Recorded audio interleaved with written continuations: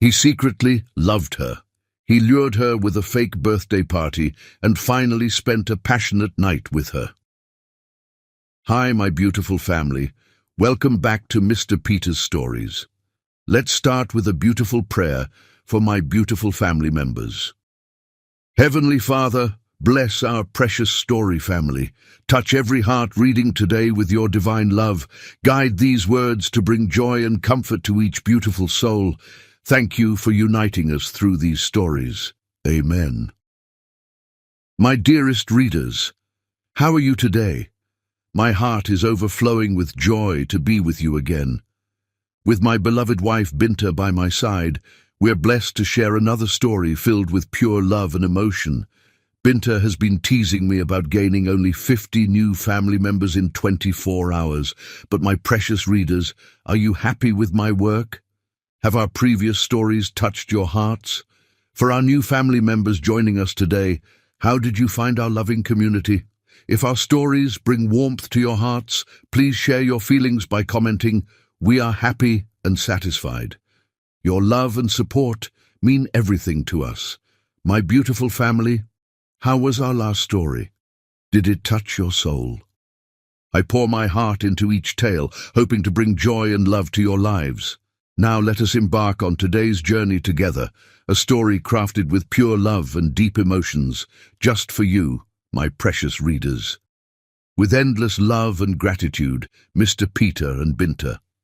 The morning sun painted Chicago's skyline in shades of amber and gold, transforming the city's glass towers into burning pillars that stretched toward the heavens. From the 47th floor of Lawson Enterprises, Mabel Sawyer stood transfixed by the view, her slender fingers resting against the floor-to-ceiling window. 3 years as executive assistant to Bentley Lawson, and still, this view made her heart skip a beat. The early morning light caught the subtle highlights in her dark hair, creating a halo effect that would have taken any observer's breath away. But at 6:45 a.m., the office floor was empty save for her, just as she preferred it. These quiet moments before the chaos of the corporate world descended were her sanctuary. Mabel's reflection in the glass showed a woman who commanded attention without seeking it. Her charcoal pencil skirt and cream silk blouse spoke of understated elegance, while her natural hair was styled in a sophisticated crown of braids that added height to her already impressive stature. At 28, she carried herself with the confidence of someone a decade older, earned through years of proving herself in rooms where she was often the only woman of color. The gentle hum of the climate control system was interrupted by the distinctive ding of the executive elevator. Mabel didn't need to turn around to know who it was. Only 2 people had access to that elevator at this hour, and she was one of them. The other was Bentley Lawson himself. His footsteps, measured and purposeful, echoed across the marble floor. Handmade Italian leather shoes, she knew without looking. Bentley had a weakness for fine craftsmanship, something she'd learned early in her tenure when he'd tasked her with finding a replacement for his favorite cobbler who'd retired to Tuscany. "Miss Sawyer." His voice, deep and controlled, carried across the space between them like warm honey. Now she turned, a practiced smile gracing her features. Bentley Lawson stood in his office doorway, every inch the powerful CEO. His charcoal Tom Ford suit was impeccable, custom-tailored to his athletic frame. At 35, he was youngest CEO in Chicago's financial district, having built Lawson Enterprises from a modest family business into a global powerhouse. "The Jensen merger files?" he inquired, though his eyes seemed to be studying something in her face that had nothing to do with merger documents. "Already on your desk, Mr. Lawson," she replied, moving toward her own desk with practiced grace, "along with the quarterly projections you requested and the initial reports from the Singapore expansion team." She met his gaze steadily, professional as always, though something in her chest fluttered when their eyes locked. "I also took the liberty of rescheduling your lunch with Senator Harrison," she continued, settling into her ergonomic chair. His office called late last night about an emergency session on the Hill. I moved him to next Thursday and arranged for Chef Marcus to cater in your private dining room instead of the club. The senator's aide mentioned he's been craving authentic Italian. A ghost of a smile played at the corners of Bentley's mouth. You never cease to amaze me, Miss Sawyer. Just doing my job, Mr. Lawson. But they both knew it was more than that. In 3 years, Mabel had become indispensable, anticipating needs before they arose, solving problems before they fully formed. She'd transformed his chaotic world into ordered perfection, with an efficiency that bordered on miraculous. What she didn't see was how his hands clenched behind his back as he stood there, how the muscles in his jaw worked as he fought to keep his voice neutral. For 2 years, Bentley had watched her excel at everything she touched, had witnessed her quiet strength and fierce intelligence, and for 2 years he'd been falling deeper into an impossible love that threatened to shatter the careful professional distance between them. The board meeting starts in 45 minutes, Mabel reminded him, pulling up his schedule on her dual monitors. Would you like me to brief you on the updated agenda? Bentley nodded, following her into his office. The space was a testament to power and taste, all clean lines and modern furniture, with abstract art worth millions adorning the walls. But lately he found himself increasingly distracted by her presence in this room, by the way she moved through his space with such confidence and grace. As she began her briefing, her voice clear and precise, Bentley found himself studying the way the morning light played across her features. She had a small freckle just below her left ear that appeared darker in certain lights. He'd noticed it 8 months ago during a late-night strategy session, and now he couldn't seem to forget its existence. Mr. Lawson, Mabel's voice pulled him from his thoughts. Did you hear what I said about the pension fund allocation? Sorry, Ms. Sawyer. Would you repeat that? He ran a hand through his dark hair, a rare gesture of discomposure. She tilted her head slightly, concern flickering across her features. Are you feeling all right? You seem distracted lately. Should I call doctor? Princeton for your annual physical? The genuine care in her voice made his heart constrict. No, I'm fine. Just thinking about the Jensen merger. It was a lie, and something in her expression suggested she knew it. But professional boundaries were professional boundaries, and neither of them was willing to cross that line. Not yet. The merger documents are comprehensive, she assured him, turning to the relevant page in her tablet. I had legal work through the night to address the concerns you raised yesterday. The new terms should satisfy both parties while protecting our interests in the Asian markets. As she spoke, a strand of hair fell loose from her elegant updo, catching the light. Bentley's fingers itched to tuck it back into place, to let his hand linger against her cheek. Instead, he gripped the arm of his chair tighter, forcing himself to focus on the documents before them. The morning continued in this dance they'd perfected over the years, professional, efficient, and beneath the surface, charged with an electricity neither dared acknowledge. They moved through merger details, quarterly projections, and market analyses with practiced ease, their minds in perfect sync on business matters while their hearts beat an entirely different rhythm. At 7:30, other executives began filtering onto the floor. The spell of their private morning world began to break as voices filled the outer office and phones started ringing. Mabel rose from her seat across from his desk, gathering her materials with efficient movements. One more thing, she said, pausing at the door. The charity gala next weekend? The planning committee requested your input on the seating arrangements. Apparently, there's some concern about placing the governor's wife next to the mayor's husband after last month's social media incident. Bentley suppressed a smile. Only Mabel would be aware of such potentially disastrous social dynamics. What would you suggest? I've drafted 3 alternative arrangements, she replied, pulling up the diagrams on her tablet. This one maintains all the necessary power dynamics while keeping potentially volatile personalities at opposite ends of the room. He studied the seating chart she presented, but found himself more captivated by the subtle scent of her perfume. Something elegant and understated, with notes of jasmine and vanilla. It was the same fragrance she'd worn since her first day, and he'd come to associate it with competence and quiet strength. "Perfect, as usual," he managed, forcing his attention back to the task at hand. "Go with your recommendation." She nodded, professional mask firmly in place. "Very good, Mr. Lawson. The board members are beginning to arrive. Shall I have Isabella bring in coffee service?" "Please." He stood, buttoning his suit jacket in one smooth motion. As she turned to leave, he added, "Ms. Sawyer?" She paused, looking back over her shoulder. "Yes, Mr. Lawson?" For a moment, he almost broke, almost let the walls come crashing down to tell her everything he'd been holding back. How her brilliance left him in awe, how her quiet strength had become the foundation his world built itself upon, how he'd learned to measure his days by her presence and his nights by her absence. Instead, he said, "Excellent work, as usual." A small smile touched her lips, genuine but guarded. "Thank you, Mr. Lawson."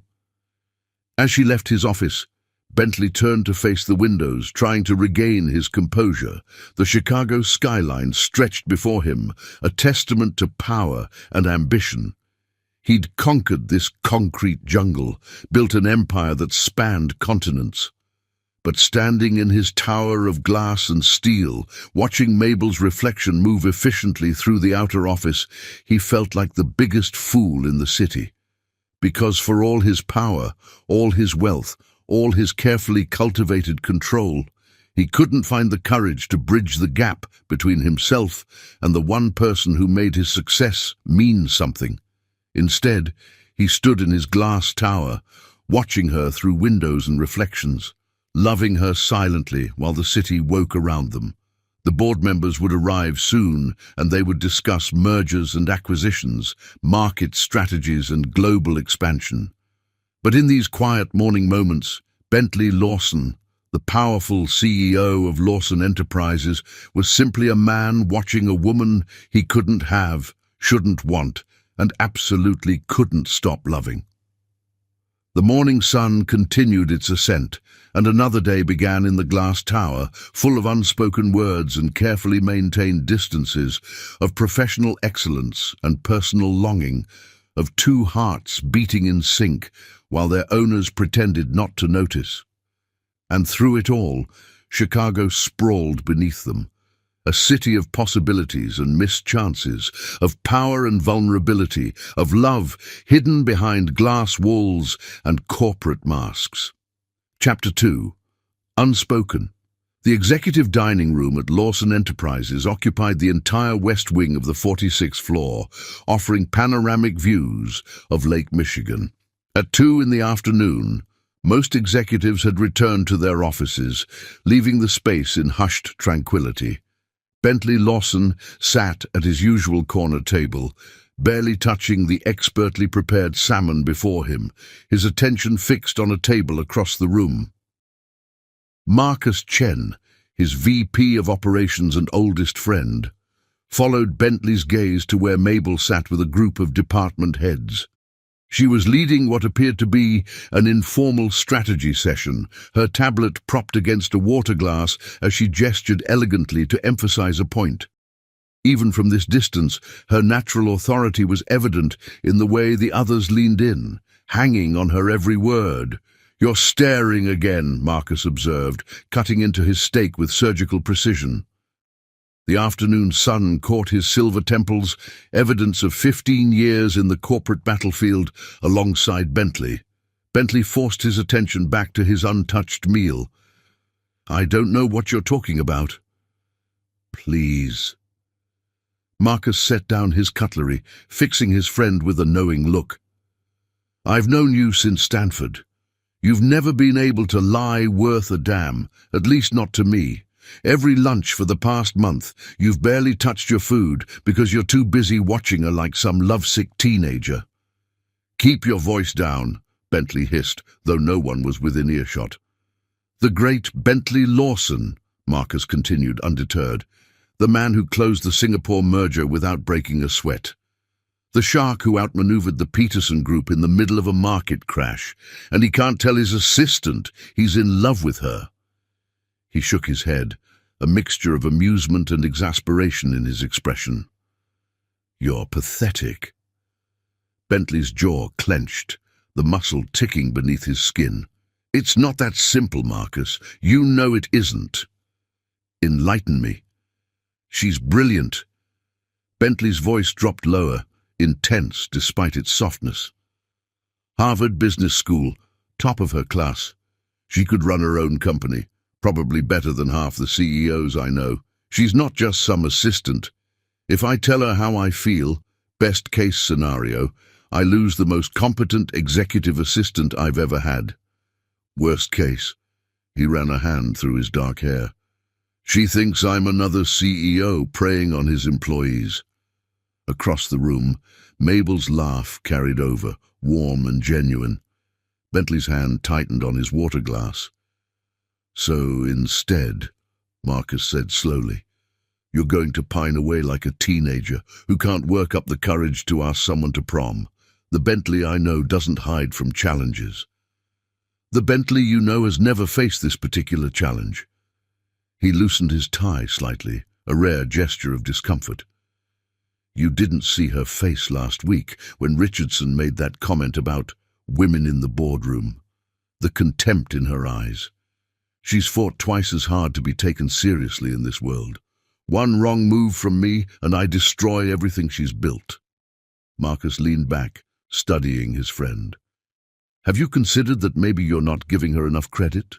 Because for all his power, all his wealth, all his carefully cultivated control, he couldn't find the courage to bridge the gap between himself and the one person who made his success mean something. Instead, he stood in his glass tower, watching her through windows and reflections, loving her silently while the city woke around them.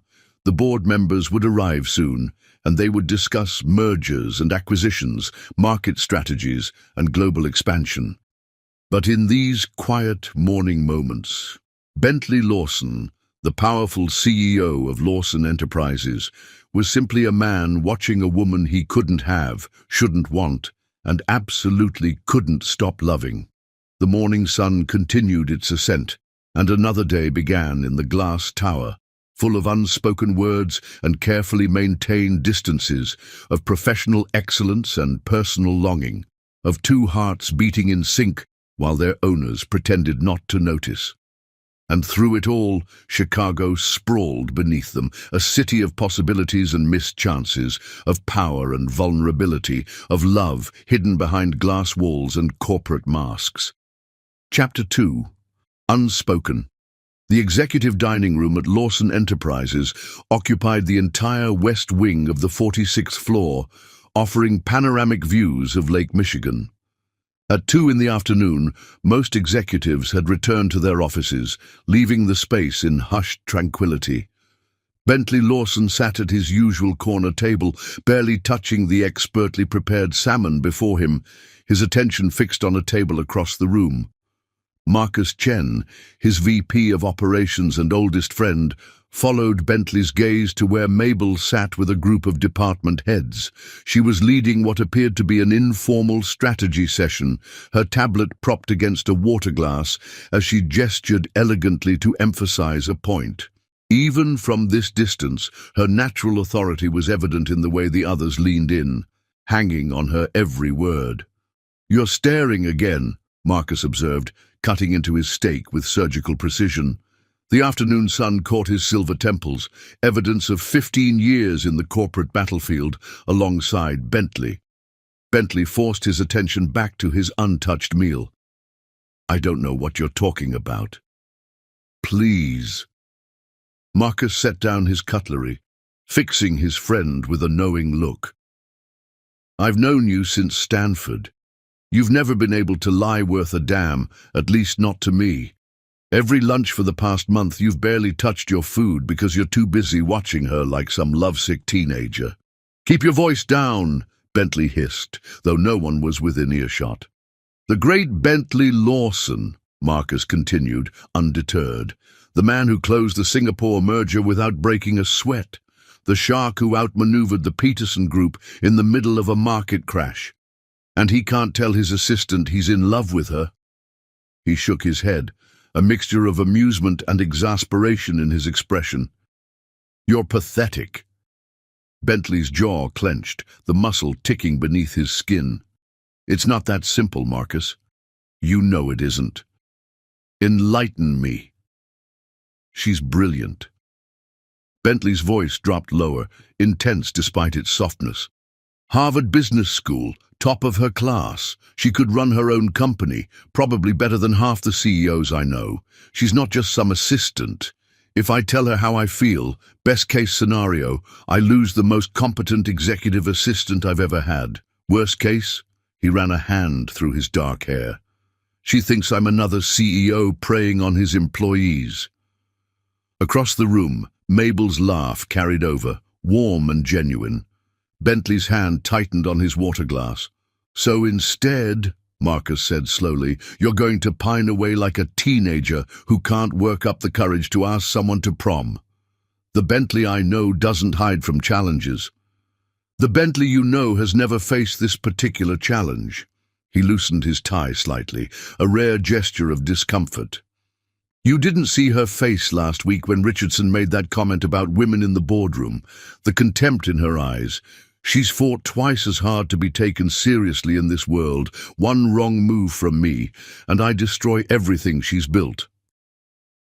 Marcus leaned back, studying his friend. Have you considered that maybe you're not giving her enough credit? Mabel's a grown woman who can make her own decisions, and if you think she hasn't noticed the way you look at her, what are you talking about?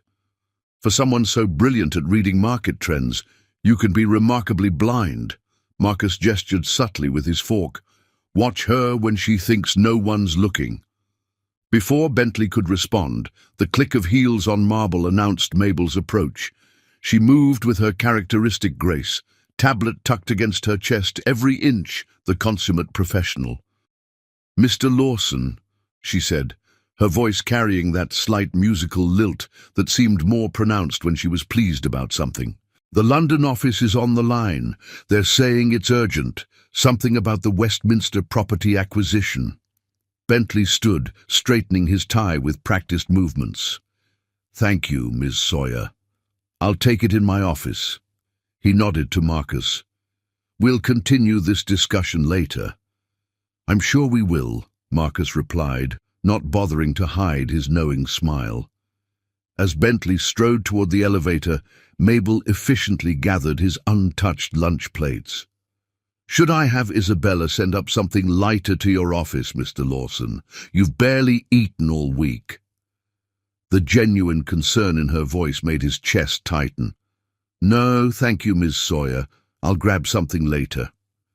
She frowned slightly, and he knew she was mentally cataloguing his recent eating habits, probably preparing to schedule a medical checkup if the pattern continued.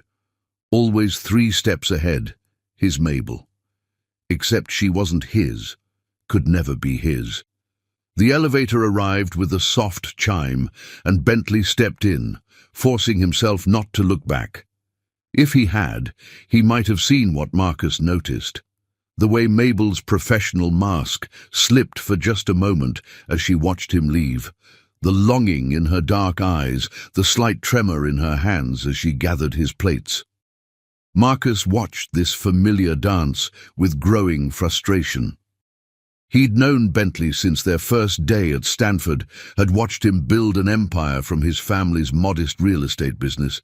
He'd seen his friend take incredible risks in business, trust his instincts when every analyst said he was wrong. But this careful dance of denial and desire, was slowly eating away at both of them. "Ms. Sawyer," Marcus called out as Mabel turned to leave. "A moment, if you would." She approached his table with perfect professionalism, though her eyes darted briefly to the elevator where Bentley had disappeared. "Yes, Mr. Chen, how can I help you?" "Join me?" He gestured to the empty chair. "There's something I'd like to discuss about the Asian market expansion." For a moment, he thought she might decline. Her schedule was typically packed tighter than a congressional hearing. But after a brief hesitation, she sat, arranging herself with that innate elegance that seemed to follow her every movement. "I've been reviewing the preliminary reports," she began, but Marcus held up a hand. "This isn't about business, Mabel. At least not the kind that shows up on quarterly reports." She stilled, her expression carefully neutral. "I'm not sure I understand, Mr. Chen." "Marcus, please, we've worked together for 3 years. He studied her face, seeing now what his friend saw, the quiet strength, the sharp intelligence behind those expressive eyes. "How long are you two going to keep this up?" "I'm afraid I don't follow." "You're both brilliant people," Marcus said quietly, "but watching you dance around each other is becoming painful. Someone needs to make the first move, and we both know it won't be him." A flash of something, pain, longing, crossed her features before being smoothly concealed. "Mr. Chen, Marcus, I think there's been a misunderstanding. Mr. Lawson and I have a purely professional relationship. And that's why your hands shake every time he stands too close, why he can't eat when you're in the room because he's too busy watching you, why both of you look at each other like you're dying of thirst, and the other is water." Color bloomed high on her cheekbones, but her voice remained steady. "Even if what you're suggesting were true, which it isn't, it would be completely inappropriate. I've worked too hard to be taken seriously in this world to become another corporate cliché." "Is that what you think you'd be?" "It's what everyone would think." She straightened her already perfect posture. "The assistant sleeping her way to the top, the CEO taking advantage of his subordinate. Pick your headline, they're all equally destructive." Marcus leaned forward, his voice gentle but firm. "You know him better than anyone, Mabel. Do you really think Bentley Lawson gives a damn about headlines?" "No," she admitted softly. "But I do. Because every woman who comes after me, every minority fighting to be taken seriously in the corporate world, they'll all be affected by the choices I make. Sometimes personal happiness has to take a back seat to the bigger picture. And if the bigger picture includes 2 people denying themselves a chance at happiness because they're both too noble for their own good." Mabel stood, smoothing her skirt with hands that trembled slightly. "The London office is waiting for Mr. Lawson. I should go make sure he has everything he needs for the call." "Of course." Marcus watched her gather herself, the professional mask sliding back into place. "Just remember, Mabel, sometimes the bravest thing we can do is admit what we want." She paused, looking down at him with those intelligent eyes. "What we want isn't always what's right, Marcus. You of all people should understand that." As she walked away, her heels clicking a precise rhythm on the marble floor, Marcus shook his head. 2 brilliant people, both too honorable, too concerned with doing the right thing to see that sometimes the right thing and the heart's desire could be one and the same. The afternoon sun continued its arc across the Chicago sky, painting shadows through the dining room's windows. Below, the city hummed with life and commerce, oblivious to the quiet drama playing out in its glass towers. And somewhere 46 floors up, 2 hearts beat in syncopated longing, while their owners maintained their careful distance, each believing they were protecting the other from something that might actually save them both.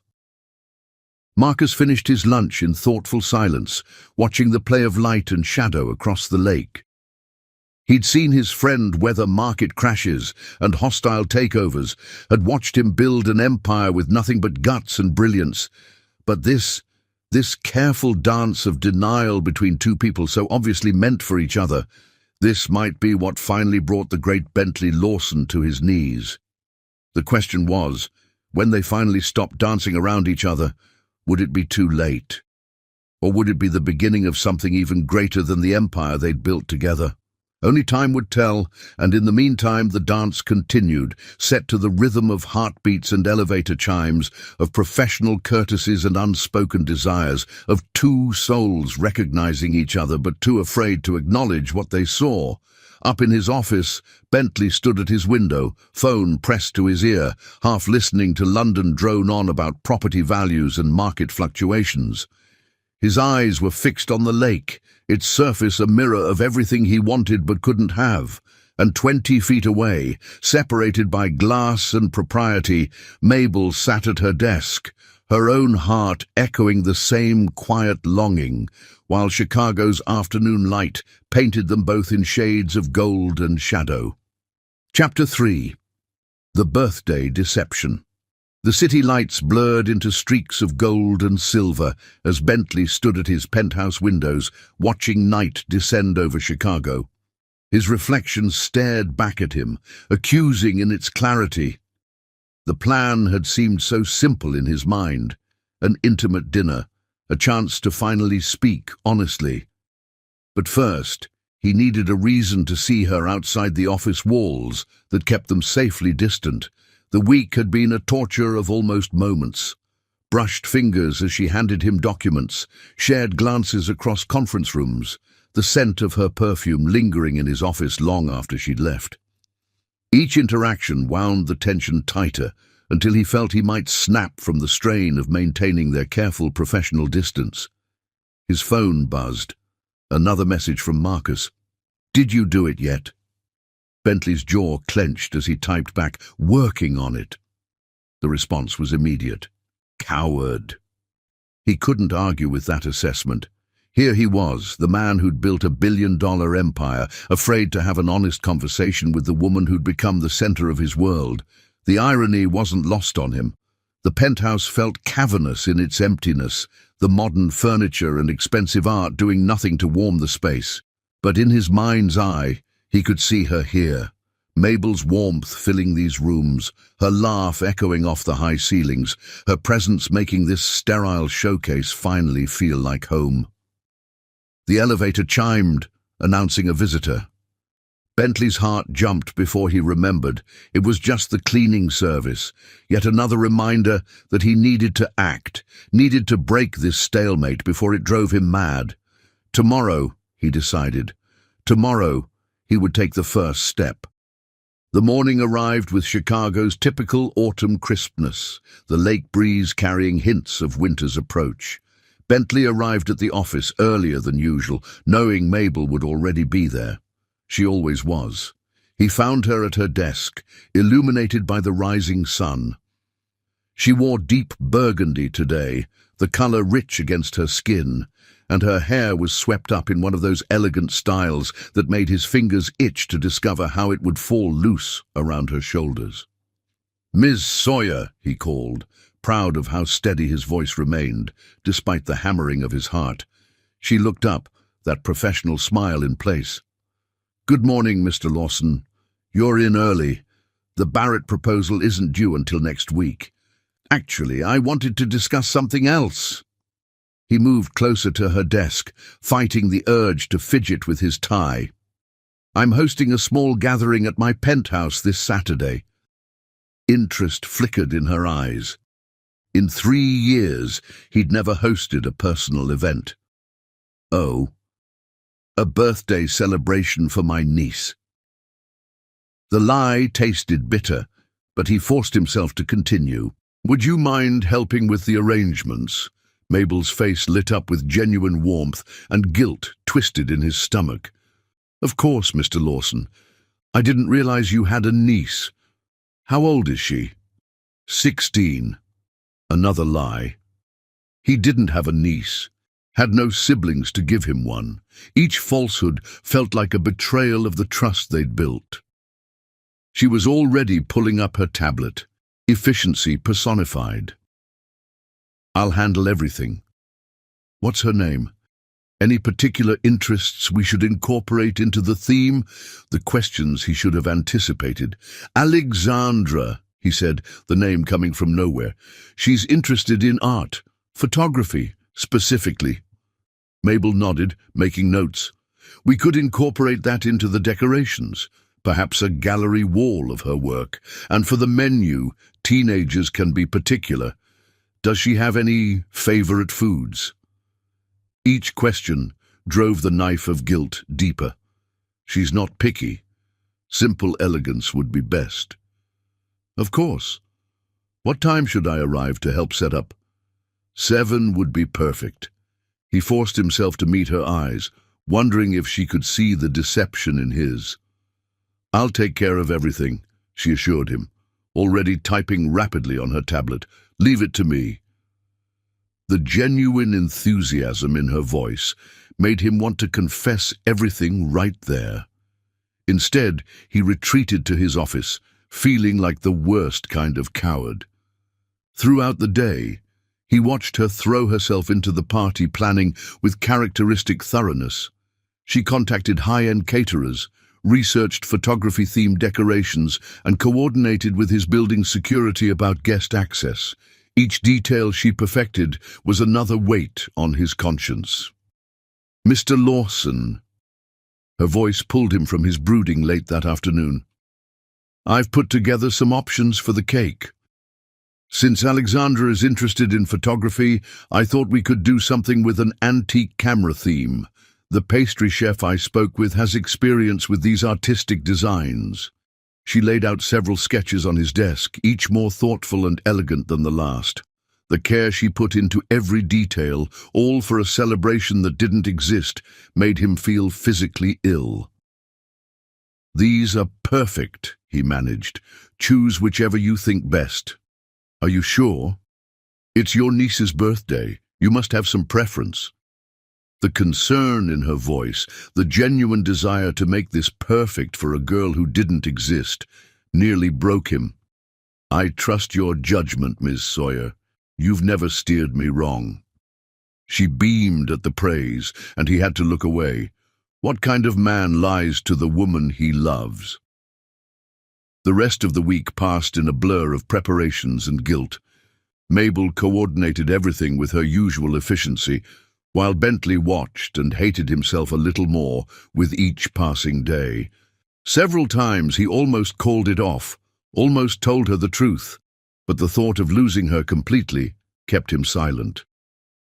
Friday afternoon, she stopped by his office one last time. Everything's arranged for tomorrow. The caterers will arrive at 6, and I'll be there at 7 to help set up before the guests arrive at 8. The cake is beautiful. They really captured the vintage camera aesthetic. And the florist found these amazing arrangements that incorporate old film rolls into the design. Alexandra is going to love it. The pride in her voice, the genuine joy she took in creating this perfect celebration, made his chest ache. Thank you, Ms. Sawyer, this is above and beyond. Not at all. It's nice, actually. A soft smile played at her lips. Seeing this side of you, the doting uncle, it's humanizing. The irony of that statement wasn't lost on him. Will you need anything else tonight? He shook his head, not trusting his voice. Then I'll see you tomorrow at 7. She gathered her things, that smile still warming her features. Good night, Mr. Lawson. Good night, Ms. Sawyer. As she left, Bentley stood at his window, watching the city lights flicker to life. Tomorrow would change everything one way or another. Either he'd finally break through the walls they'd built between them, or he'd destroy the most important relationship in his life. The night passed in restless anticipation. Bentley paced his penthouse, alternating between justifying his actions and condemning them. By morning, he'd changed his mind a dozen times, but the thought of continuing this dance of denial for another day was unbearable. He spent the day in a state of controlled panic, checking and rechecking every detail. The dining room table was set for 2, with his finest china. Candles waited to be lit. A bottle of her favorite wine, noted during a business dinner 2 years ago, chilled in the wine fridge. At 6, He dismissed the caterers after they'd set up the intimate dinner he'd actually ordered, so different from the teenage birthday party Mabel expected. The florist's arrangements, elegant and simple, bore no resemblance to the whimsical designs she'd selected for his fictional niece. As 7 o'clock approached, Bentley stood at his windows, watching the city sparkle beneath him. Every light seemed to mock him, reminding him of the web of lies he'd woven, but it was too late to turn back now. The elevator chimed, and his heart stopped. Mabel stepped out, arms full of party supplies, her face glowing with excitement. She wore a deep blue dress he'd never seen before, elegant and understated, clearly chosen to be professional, yet festive for a teenage birthday party. "Mr. Lawson," her voice carried through the darkness. "Why are all the lights off?" "In here," he called from the living room, his voice surprisingly steady despite the chaos in his chest. She followed his voice, her heels clicking on the hardwood floors.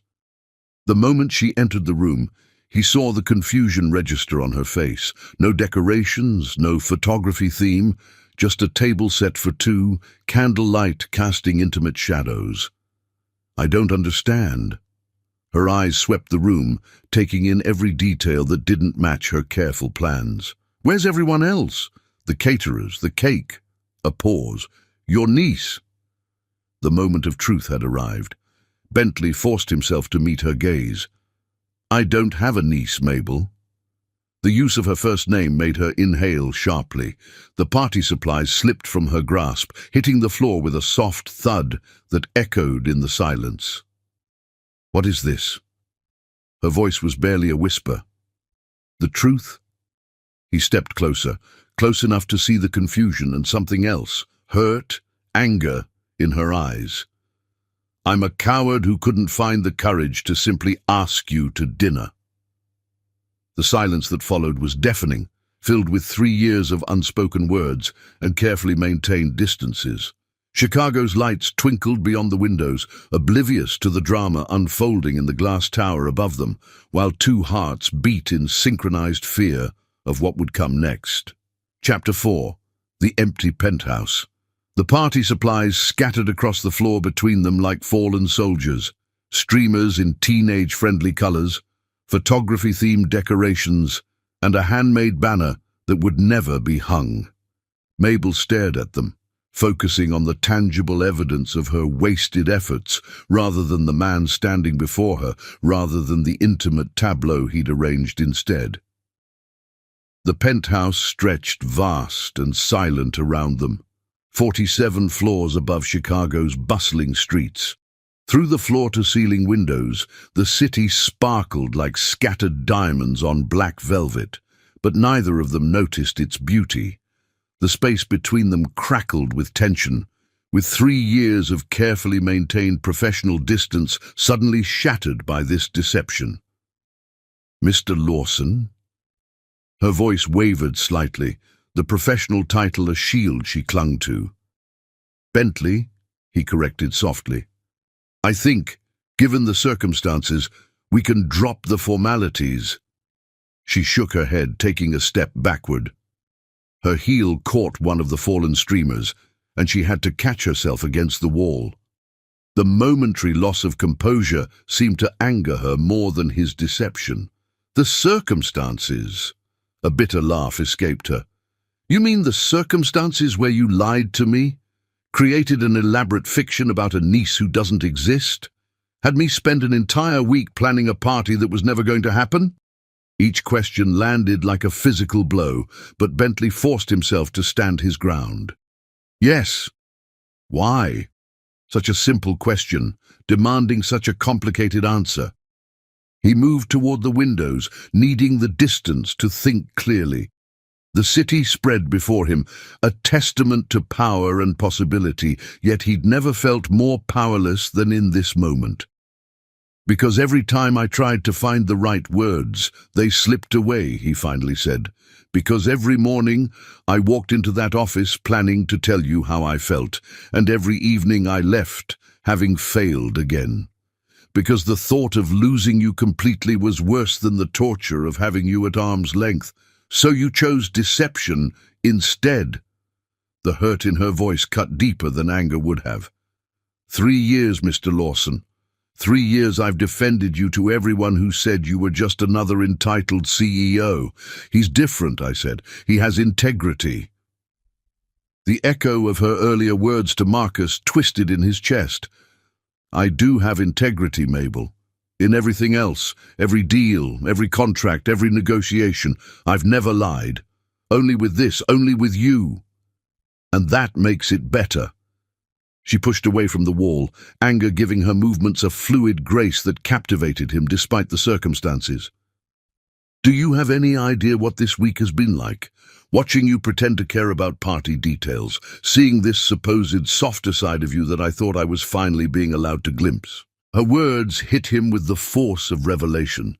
Of course, she'd seen this fake party as a chance to know him better, to see beyond the corporate mask, and he'd twisted that opportunity into another lie. I'm sorry, he said softly. I never meant. To what? To hurt me? To make me feel like a fool? She gestured at the scattered supplies. Do you know how much thought I put into every detail? The cake design that incorporated vintage cameras because your fictional niece loved photography. The special arrangements with security to handle teenage guests in a high-security building. The hours spent researching age-appropriate entertainment that wouldn't bore the adults.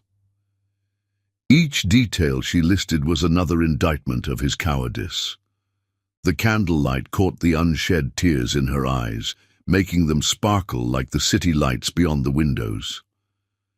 I wanted it to be perfect, she continued, her voice dropping to a whisper, because it was the first time you'd trusted me with something personal, something beyond contracts and mergers.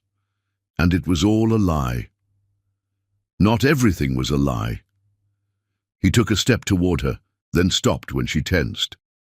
The trust is real, Mabel. You're the only person I trust completely. Except to tell me the truth. The bitter irony in her voice made him wince. I told myself it was better this way. That a quiet dinner would give us a chance to talk honestly, away from the office and expectations. That once we were here, the right words would finally come. And did they? She lifted her chin, challenge glinting in her eyes. Now that you've orchestrated this perfect moment through deception, have you found those elusive words? The city hummed below them, a distant symphony of life and movement that contrasted sharply with the frozen tableau in the penthouse. Bentley looked at her, really looked at her, taking in the elegant blue dress she'd chosen so carefully for a celebration that would never happen, the way the candlelight played across her features, the hurt and anger and something else, something deeper in her eyes. I love you, he said simply. The words he'd held back for so long fell into the space between them like stones into still water. I've loved you for so long, I can't remember what it felt like not to love you. She inhaled sharply, color flooding her cheeks. Don't. It's the truth. The only truth that matters. Now that he'd started, the words wouldn't stop. I love the way you anticipate problems before they arise. The way you handle difficult people with such grace. The way you remember every detail about everyone, from the board members' grandchildren's names to the security guard's favorite coffee order. Please stop. Her voice shook. I love watching you work, seeing that brilliant mind of yours tackle each challenge. I love that you're the first person I want to share good news with, and the only person I trust to help me through the bad. I love. Stop. The word exploded from her with such force that they both flinched. You don't get to do this. You don't get to lie to me for a week, and then stand there declaring your love like some romantic hero. Then tell me what I should do. He spread his hands in supplication. Tell me how to fix this. Fix this? She laughed, but the sound held no humor. You can't fix deception with more pretty words, Mr. Lawson. Trust, once broken, isn't easily repaired. Give me a chance to try. He took another step toward her, encouraged when she didn't retreat. One honest conversation. That's all I'm asking for. We've had thousands of conversations. Professional ones, yes, safe ones. Conversations with carefully maintained boundaries and professional titles. He gestured to the city beyond the windows. But out there, beyond these glass walls and corporate masks, we could be so much more. Could we? Her voice was soft, thoughtful. Or would we destroy everything we've built? 3 years of trust and respect and professional accomplishment, all gone because you couldn't be honest with me from the start. The question hung between them, heavy with possibility and regret. Chicago's lights continued their eternal dance, casting shifting shadows across the penthouse floor, across the scattered remnants of a party that would never happen, across two people standing on the precipice of something that could either save or destroy them. I don't have an answer, Bentley admitted finally. I only know that continuing as we have been is slowly killing me. Every morning I walk into that office knowing you'll be there, perfect and professional, and just out of reach.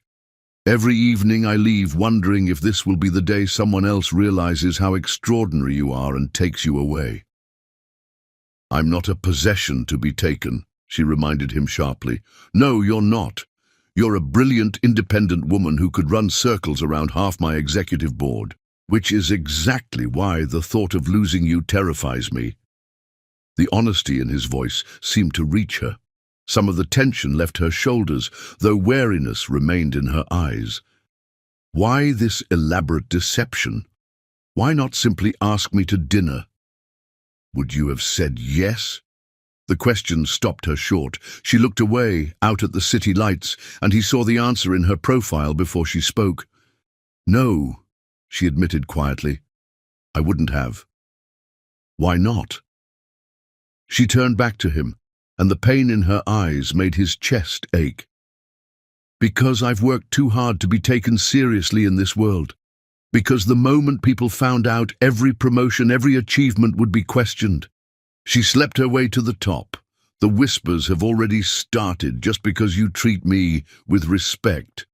Since when do you care what people whisper? The question seemed to catch her off guard. She moved to the windows, placing one hand against the glass, as if trying to draw strength from the city below. Since I fell in love with my boss and couldn't trust myself to make rational decisions anymore. The confession hung in the air between them, unexpected and explosive. Mabel's eyes widened as if she couldn't believe the words had escaped. She pressed her hand to her mouth, but it was too late. The truth was out, floating in the candlelit penthouse like a living thing. Bentley felt as if all the air had been sucked from the room. He stared at her reflection in the window, at the mixture of vulnerability and defiance in her expression, and felt the world shift beneath his feet. The city continued its eternal dance below them, oblivious to the drama unfolding in the glass tower above. Two hearts beat in synchronized fear and hope, while the scattered party supplies lay forgotten on the floor, silent witnesses to a deception that had somehow led to truth. Chapter 5. Confrontation. The confession hung in the air like suspended crystal, fragile and sharp-edged. Through the floor-to-ceiling windows, Chicago's lights blurred and refocused, matching the chaos in Mabel's heart. She hadn't meant to say those words, hadn't meant to ever speak that truth aloud, yet here it was, impossible to take back. Slowly, deliberately, she turned from the window to face Bentley. His expression was unreadable, a mix of emotions she'd never seen on his usually controlled features. The distance between them seemed both vast and microscopic, charged with 3 years of unspoken feelings. "Mabel," he started, taking a step toward her. "Don't." She held up a hand, needing distance to think clearly. The party supplies still scattered across the floor caught her eye, physical evidence of his deception. Anger surged back, a welcome shield against vulnerability. "You lied to me." Yes. He didn't try to deny it, and somehow that made it worse. Was any of it real? She gestured to the elegant table setting, the carefully chosen wine, the intimate lighting. Or was this all just another corporate strategy, another deal to be closed? The accusation hit home. She saw it in the way he flinched. "How can you think that? How can I not?" Her laugh was bitter, edged with hurt. "You're Bentley Lawson. Everything you do is calculated, strategic. Why should this be any different?" He ran a hand through his hair, messing up its usual perfect styling. "You think I calculated this? You think I wanted to lie to you, to make myself sick with guilt every time you showed me another thoughtful detail for a party that would never happen? Then why did you?" The question burst from her with more force than intended. "Some kind of power play. Get your assistant alone in your apartment." The temperature in the room seemed to drop. Bentley's expression hardened, pain etching itself across his features. "You think that's who I am? I don't know who you are anymore." Her voice shook despite her efforts to control it. 3 years, I've defended you to everyone who said you were just another entitled CEO. "He's different," I said. "He has integrity." She wrapped her arms around herself, suddenly cold despite the warmth of the penthouse. "I guess they were right after all." "Is that really what you believe?" He moved closer, his presence magnetic even in her anger. "After everything we've been through together, everything we've built, you think I'm just another corporate predator? I don't know what to believe anymore." She turned back to the window, using the city lights to ground herself. "You created an elaborate lie just to get me here. How am I supposed to trust anything you say now? Look at me." His voice was soft, but commanding. When she didn't move, he tried again. "Please, Mabel. Look at me." Slowly she turned. He stood closer than she'd realized, close enough that she could see the flecks of gold in his eyes, the slight stubble on his jaw that spoke of a long day. "You want truth?" His voice was raw, stripped of its usual polish. "I've spent 2 years trying to find the right way to tell you how I feel. 2 years watching you excel at everything you touch, making my chaotic world run with perfect precision. 2 years falling deeper in love with your brilliant mind and beautiful heart." "Don't," she started, but he pressed on. "I've drafted resignation letters a dozen times, thinking it would be easier to walk away than love you in silence another day. I've sat through board meetings unable to focus because you wear that blue dress that makes your eyes shine like sapphires. I've fought the urge to touch you every time you hand me a file, every time you lean over my desk to point out something in a report. Stop." Her voice cracked on the word. "I can't stop. Not anymore." He reached for her hand and she let him take it, her fingers trembling against his. "I love you, Mabel Sawyer." Inappropriately, completely, and with absolutely no strategic planning involved. The sincerity in his voice made her chest ache. "It's not that simple." "Why not?" "Because you're Bentley Lawson." She pulled her hand free, needing distance to think clearly. "CEO of Lawson Enterprises, king of the Chicago business world. And I'm the most brilliant woman I've ever met." He cut her off. "Harvard Business School graduate. The person who's kept my company running smoothly for 3 years. The woman who makes better strategic decisions before breakfast than most of my board members make all day. That's not how the world will see it." She gestured to the city beyond the windows. "Out there, I'll just be another cliché, the secretary sleeping with the boss." "Since when do you care what out there thinks?" He stepped closer, his presence overwhelming. "The Mabel Sawyer I know has never let anyone else's opinions dictate her choices." "That was before," the words exploded from her, "before I fell in love with you and had to question every decision, every interaction. Before I had to work twice as hard to prove I earned every promotion, every responsibility. before I started dreading board meetings, because sitting across from you for hours, pretending you were just my boss, felt like dying by inches. The confession hung between them, raw and honest, in a way her earlier admission hadn't been. Bentley stared at her, something like wonder crossing his features. "You love me." His voice was barely a whisper. "Of course I love you, you impossible man." She threw up her hands in frustration. "How could I not? You're brilliant and driven and surprisingly kind when you think no one's looking. You remember every employee's birthday and pretend you don't. You donate millions to education programs in underprivileged areas, but refuse to let anyone publicize it. You—" Her words were cut off by his lips crashing into hers. For a moment she froze, caught between wanting to push him away and needing to pull him closer. Then his hands cupped her face with impossible gentleness, and all thoughts of resistance melted away. The kiss was everything she'd imagined and nothing like her dreams. It was coffee-flavored desperation and mint-tinged hope, 3 years of longing compressed into a single moment.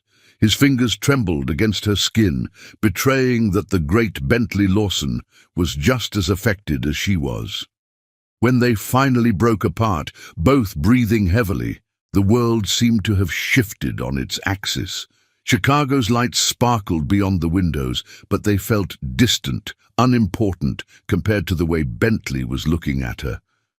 "I'm sorry," he whispered, resting his forehead against hers. "I'm sorry for lying, for not having the courage to simply tell you how I felt. You deserve better than deception." "Yes, I do." She pulled back slightly, needing to see his face. "And you deserve better than someone who's been hiding their feelings behind professional courtesy for 3 years. A smile tugged at his lips. "We're quite a pair, aren't we? A cautionary tale in corporate romance." But she was smiling too, despite herself. "Is that what this is? Romance?" The uncertainty in his voice made her heart twist. This was Bentley Lawson as she'd never seen him, vulnerable, unguarded, waiting for her answer, as if it held the key to his entire world. "I don't know," she admitted honestly. "I just know that I'm tired of pretending. Tired of maintaining professional distance when all I want is to be close to you. Tired of acting like my heart doesn't race every time you say my name." "Mabel," he breathed, and yes, there was that flutter in her chest.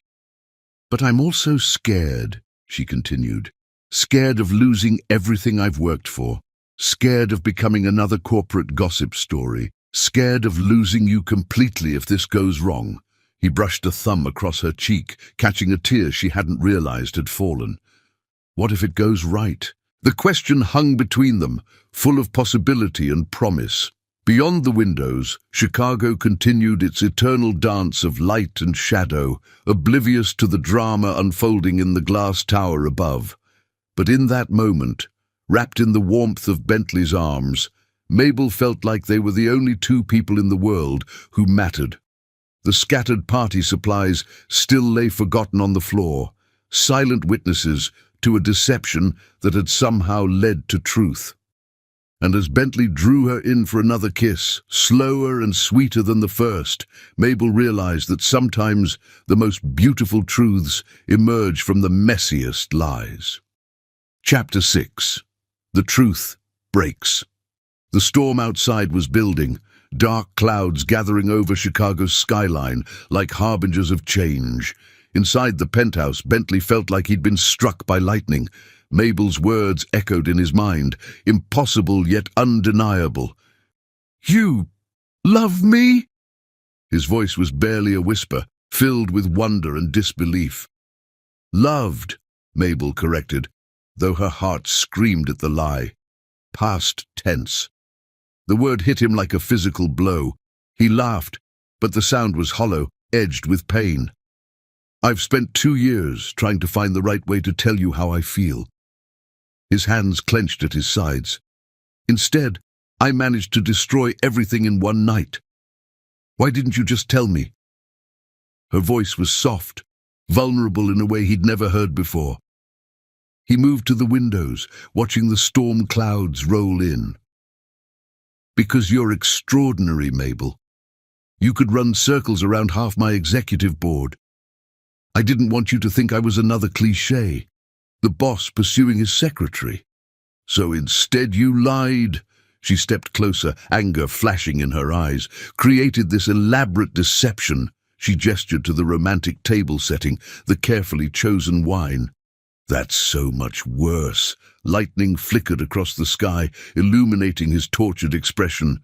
I know it was wrong. But every time I tried to find the right words, all I could think about was losing you completely." "And now?" The question hung between them, heavy with possibility. "Now?" He turned to face her, raw honesty in his expression. "Now, I've probably lost you anyway. The irony isn't lost on me." Thunder rumbled overhead as Mabel wrapped her arms around herself. "You haven't lost me," she admitted softly, surprising them both. His head snapped up, hope flickering in his eyes. "What?" "If I'm being honest, and apparently that's what we're doing now, you could never lose me completely." She moved to the windows, her reflection overlaying the stormy cityscape. "That's what terrifies me most. No matter what you do, no matter how angry or hurt I am, there's a part of me that will always belong to you." The confession hung between them, electric as the lightning outside. Bentley took a cautious step toward her. "Why does that frighten you?" "Because I've worked so hard to be independent, to stand on my own merits." She turned to face him, tears glistening in her eyes. "The thought of being so completely bound to another person, especially my boss, goes against everything I've built my life around." "You think loving someone makes you less independent?" "In our world." "Yes." She gestured to the city beyond the windows. "The moment anyone finds out about us, everything changes. Every promotion, every achievement will be questioned. People will assume I slept my way to the top." "Since when do you care what people assume?" "Since it started affecting more than just me." The words exploded from her with unexpected force. "Do you have any idea how many young women look up to me? How many minorities in corporate America watch my career as proof that it's possible to succeed on merit alone?" Understanding dawned in his eyes. "You're worried about letting them down." "I'm worried about reinforcing every stereotype I've spent my career fighting against." She moved to the elegant table he'd set, running a finger along the fine china. The female executive sleeping with her boss. The minority who only advance through sexual favors rather than talent. "Anyone who knows you knows that's ridiculous." "Is it?" She whirled to face him. "You've never had to prove yourself the way I have. Never had to work twice as hard just to be taken half as seriously. Never had your every achievement questioned because of how you look or who you love." The truth of her words hit him like a physical blow. He'd known abstractly about the challenges she faced, had even admired how gracefully she handled them, but hearing the pain in her voice, seeing the weight she carried, it made his heart ache. "You're right," he said quietly, moving closer. "I can't fully understand what you've been through. But I know who you are, Mabel. Your strength, your brilliance, your uncompromising integrity. Those aren't things anyone can take from you, regardless of who you choose to love." Thunder crashed overhead, making the crystal glasses on the table vibrate. The storm had reached them fully now, rain pelting against the windows in sheets. "And what if loving you destroys everything I've built?" Her voice was barely audible over the storm. "What if it makes everything stronger?" He closed the distance between them slowly, giving her time to retreat if she chose. "What if we could build something even greater together?" "That's a big risk. The biggest risks bring the greatest rewards." He smiled slightly. "You taught me that, remember? I was talking about market expansion. I'm talking about us." He reached for her hand, and this time she let him take it. Yes, there will be challenges. Yes, people will talk. But since when has Mabel Sawyer let other people's opinions stop her from doing what she knows is right? Lightning illuminated his face, showing her the sincerity in his eyes, the vulnerability in his expression. This wasn't the polished CEO she knew from the office. This was just Bentley, raw, honest, and completely in love with her. "I'm still angry about the lie," she said, but there was less heat in her voice. "I know. I'll spend as long as it takes making it up to you." "And what about work? The board, the media when they inevitably find out? We'll face it together." His free hand came up to cup her cheek. Unless you really want to walk away.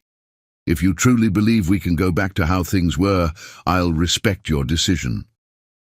The thought of returning to their careful professional distance made her chest ache. "I don't think I can go back," she admitted. "Not now that I know what your kisses taste like." Hope bloomed in his eyes. "Then don't go back. Move forward with me." Another crack of thunder shook the penthouse, but neither of them noticed. They were lost in each other's eyes, standing on the precipice of something that could either save or destroy them both. "I'm scared," Mabel whispered.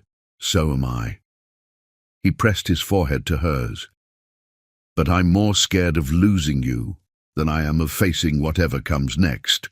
The storm continued to rage outside, but in that moment, wrapped in each other's arms, they found their own kind of peace. The scattered party supplies still lay forgotten on the floor, silent witnesses to a deception that had led them here, to this moment of raw truth and newfound hope. "Kiss me again," Mabel said softly. And as their lips met, gentle and questioning and full of promise, the truth finally broke between them like a dam giving way. In its wake, they found something stronger than professional boundaries, more powerful than corporate hierarchies. They found each other wholly and completely, with all their flaws and fears and endless possibilities. Chapter 7. The storm breaks. The thunder rolled across Chicago's skyline with increasing intensity, each crash seeming to shake the very foundations of the glass tower. Rain lashed against the windows in horizontal sheets, transforming the city lights into watery, impressionist paintings.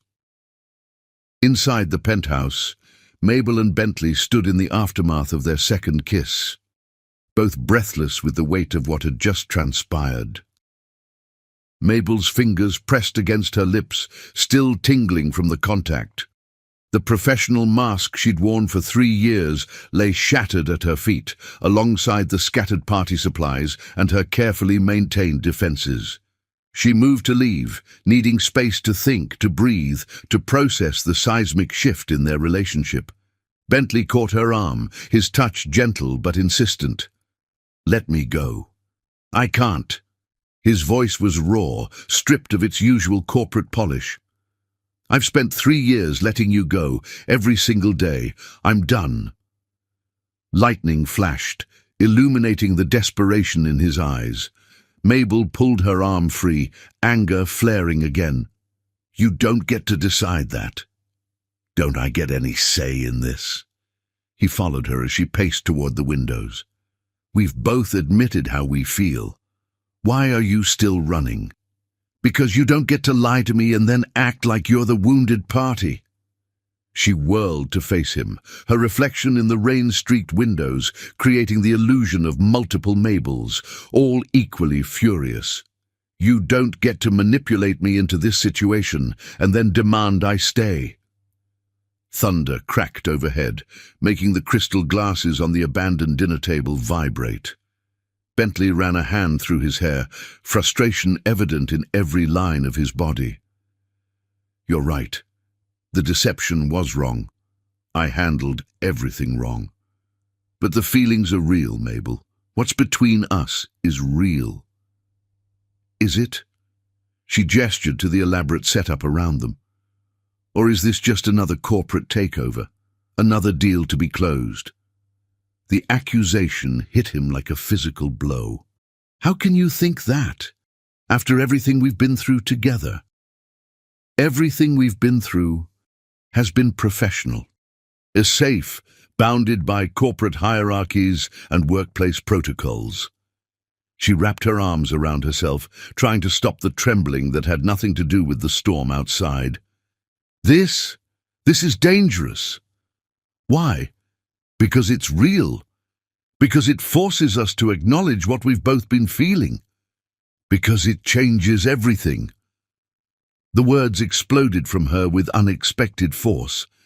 The moment we cross this line, nothing will ever be the same. Every interaction, every decision, every promotion, it all becomes questionable. Lightning illuminated his face, showing her the pain her words caused. You think I'd ever compromise your professional standing? That I'd let anyone question your achievements? It doesn't matter what you'd let happen. The world will draw its own conclusions.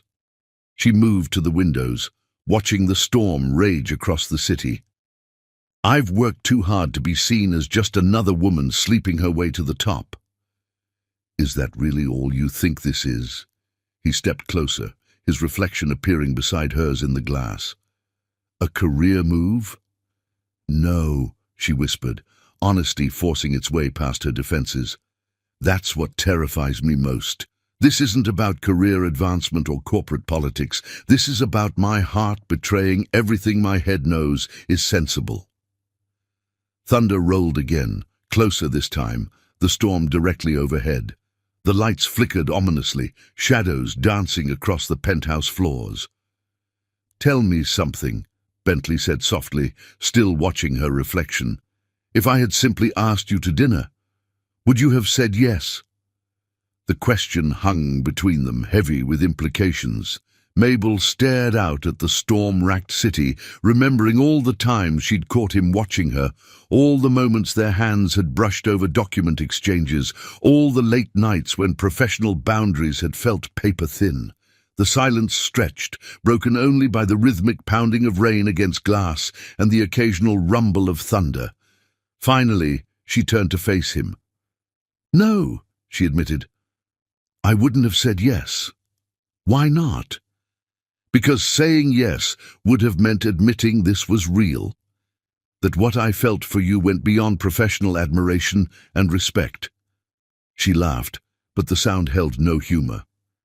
It was easier to hide behind protocols and corporate etiquette than face the truth. And what is the truth, Mabel? Another flash of lightning illuminated the room, catching the unshed tears in her eyes. The truth is that I've been in love with you for so long I can't remember what it felt like not to love you.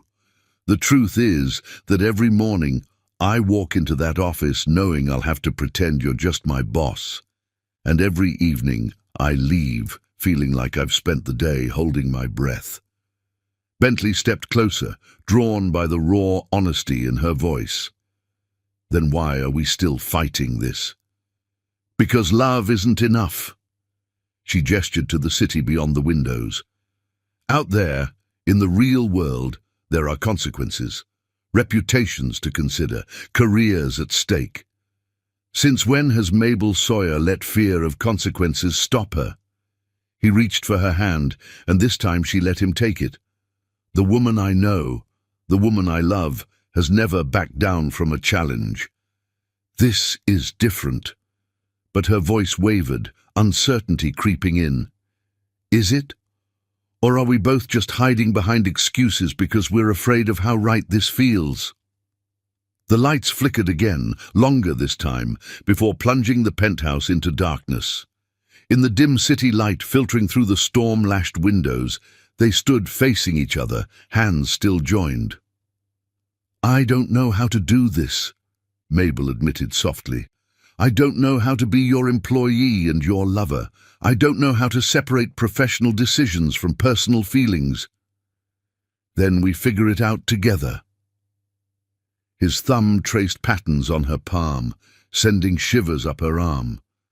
No more lies, no more hiding, just us, facing whatever comes next as partners. Partners? She raised an eyebrow, barely visible in the darkness. Is that what we are? We've always been partners, Mabel. In the office, in business decisions, in building this company to what it is today. He tugged her closer, his free hand coming up to cup her cheek. The only difference now is that we can stop pretending that's all we are to each other. Thunder crashed overhead, but neither of them flinched. They were lost in each other's eyes, standing on the precipice of something that could either complete or destroy them. If we do this, Mabel said slowly, we do it right. No more lies, no more deceptions. Complete honesty, even when it's difficult. Agreed. And at work, nothing changes. I'm still your executive assistant, you're still my boss. Professional boundaries stay intact. During office hours, he amended, a smile tugging at his lips. I'm serious, Bentley. But she was fighting a smile too. This only works if we can keep the personal and professional separate. Whatever you need. He pressed his forehead to hers. I'd agree to anything to keep you in my life. The lights flickered back on, but neither of them moved. They stood in their intimate embrace, the storm raging outside while they found their own kind of peace within. We're really doing this? Mabel whispered, wonder and fear mingling in her voice. We're really doing this.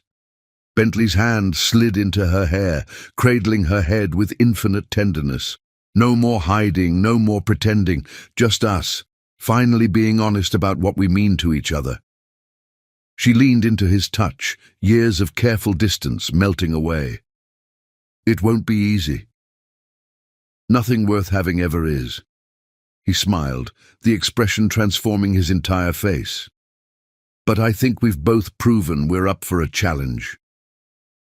The storm continued its assault on Chicago's skyline, but inside the penthouse, two hearts had found their rhythm.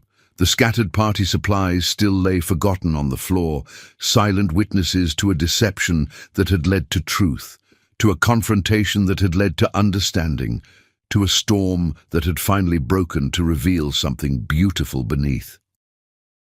As Bentley drew her in for another kiss, slower and deeper than the others, Mabel realized that sometimes the most dangerous paths led to the most wonderful destinations. The thunder rolled, the rain poured, and two souls finally found their way home in each other's arms. Chapter 8.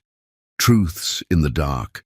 A power surge rippled through Chicago's Gold Coast, the storm's intensity finally overwhelming the city's electrical grid. The penthouse plunged into darkness, leaving Bentley and Mabel illuminated only by the intermittent flashes of lightning and the dim glow of the city lights filtering through the rain-streaked windows. In the sudden darkness, their other senses heightened. Mabel could hear Bentley's steady breathing, could feel the warmth radiating from his body, though they stood feet apart.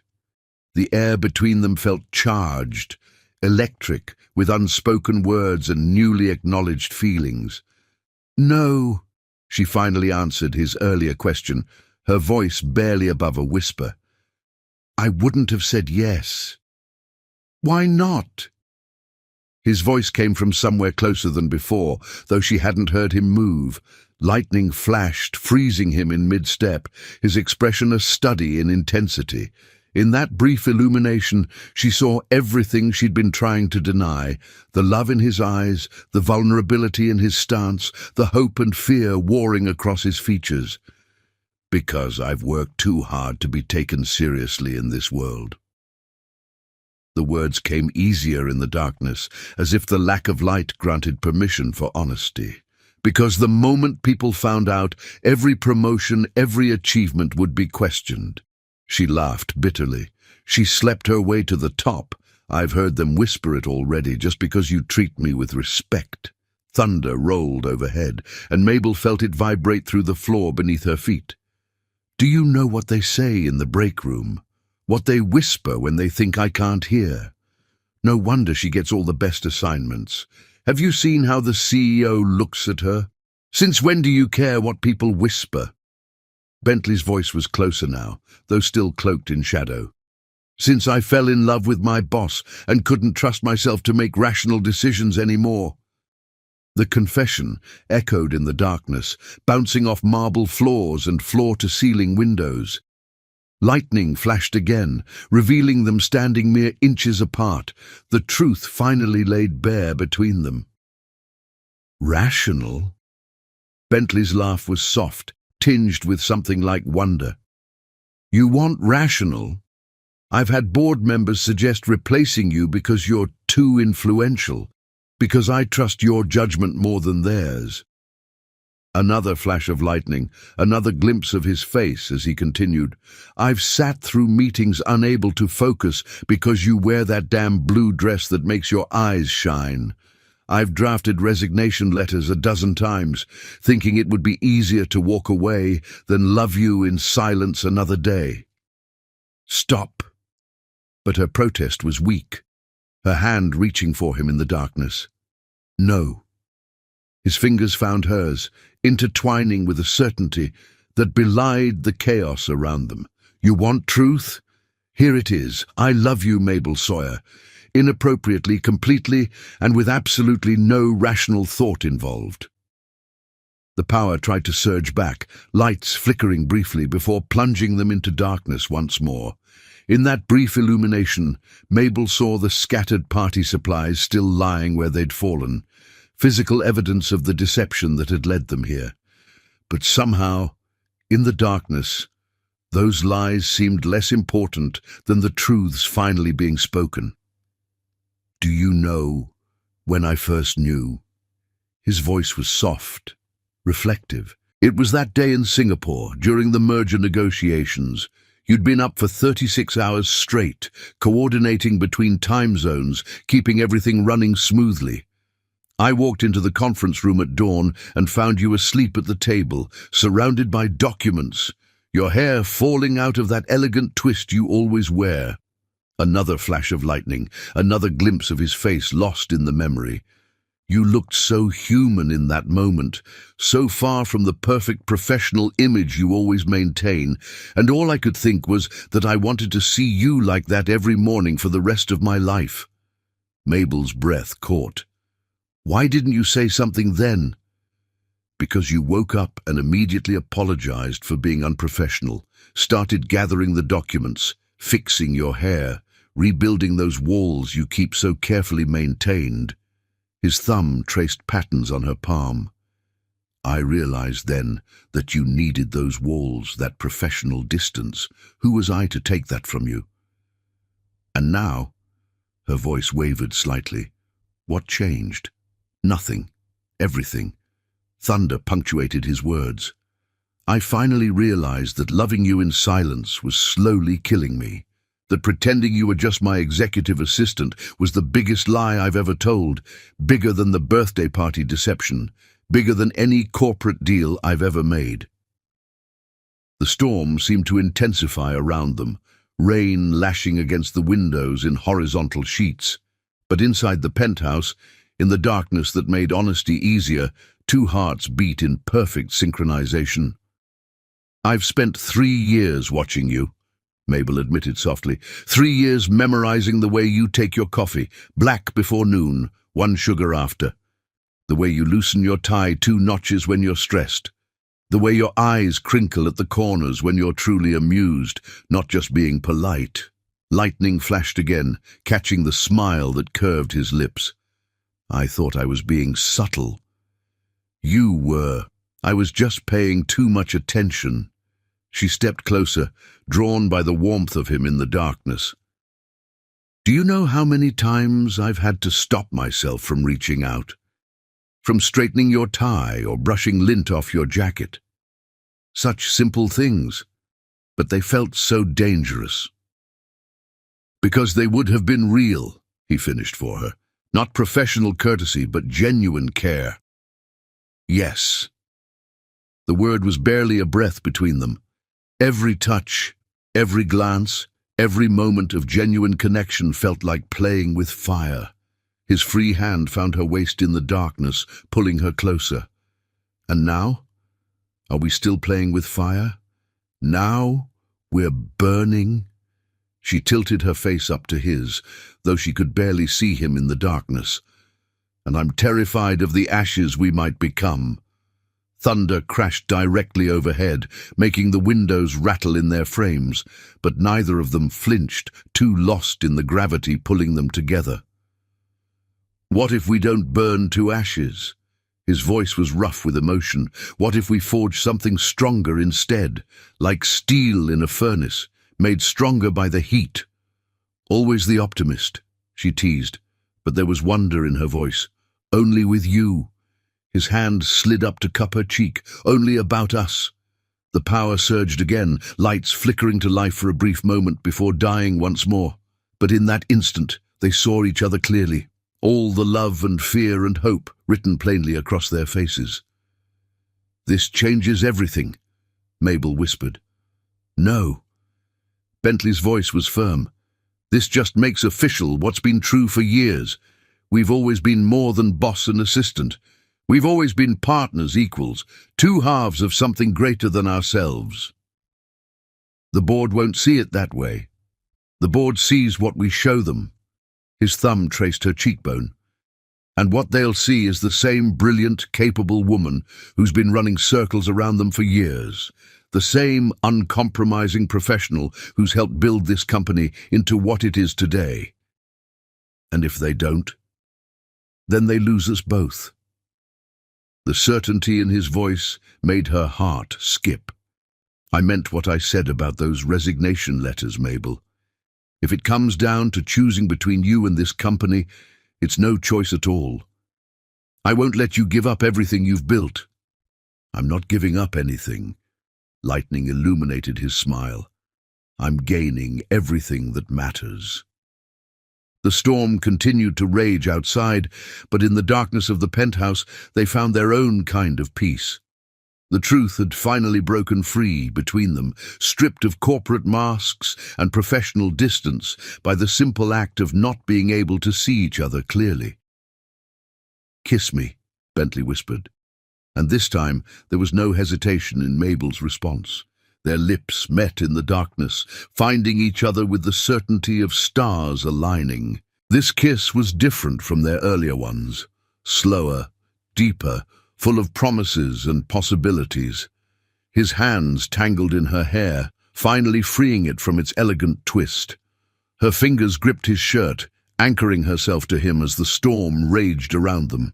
When they finally broke apart, both breathing heavily, the power was still out. But somehow, in the darkness, they'd found their way to truth, to each other, to a future that seemed both terrifying and inevitable. "We're really doing this?" Mabel asked, wonder and fear mingling in her voice. "We're really doing this," Bentley confirmed, pressing his forehead to hers. "No more hiding, no more pretending, just us, finally being honest about what we mean to each other." Outside, the storm began to ease, though the power remained out. In the penthouse, two hearts beat in perfect synchronization, while the scattered party supplies lay forgotten on the floor, silent witnesses to a deception that had somehow led to the purest truth of all. Chapter 9. Breaking Point. The confession hung in the air between them like suspended crystal, fragile and sharp-edged. Through the darkness of the powerless penthouse, Bentley could barely make out Mabel's features, but he could feel the tension radiating from her body, could hear the slight tremor in her breathing that betrayed her emotional state. He stepped closer, close enough to see the tears she was fighting back, illuminated by the occasional flash of lightning through the windows. The storm outside had begun to ease, but the storm between them was reaching its crescendo. "You want rational."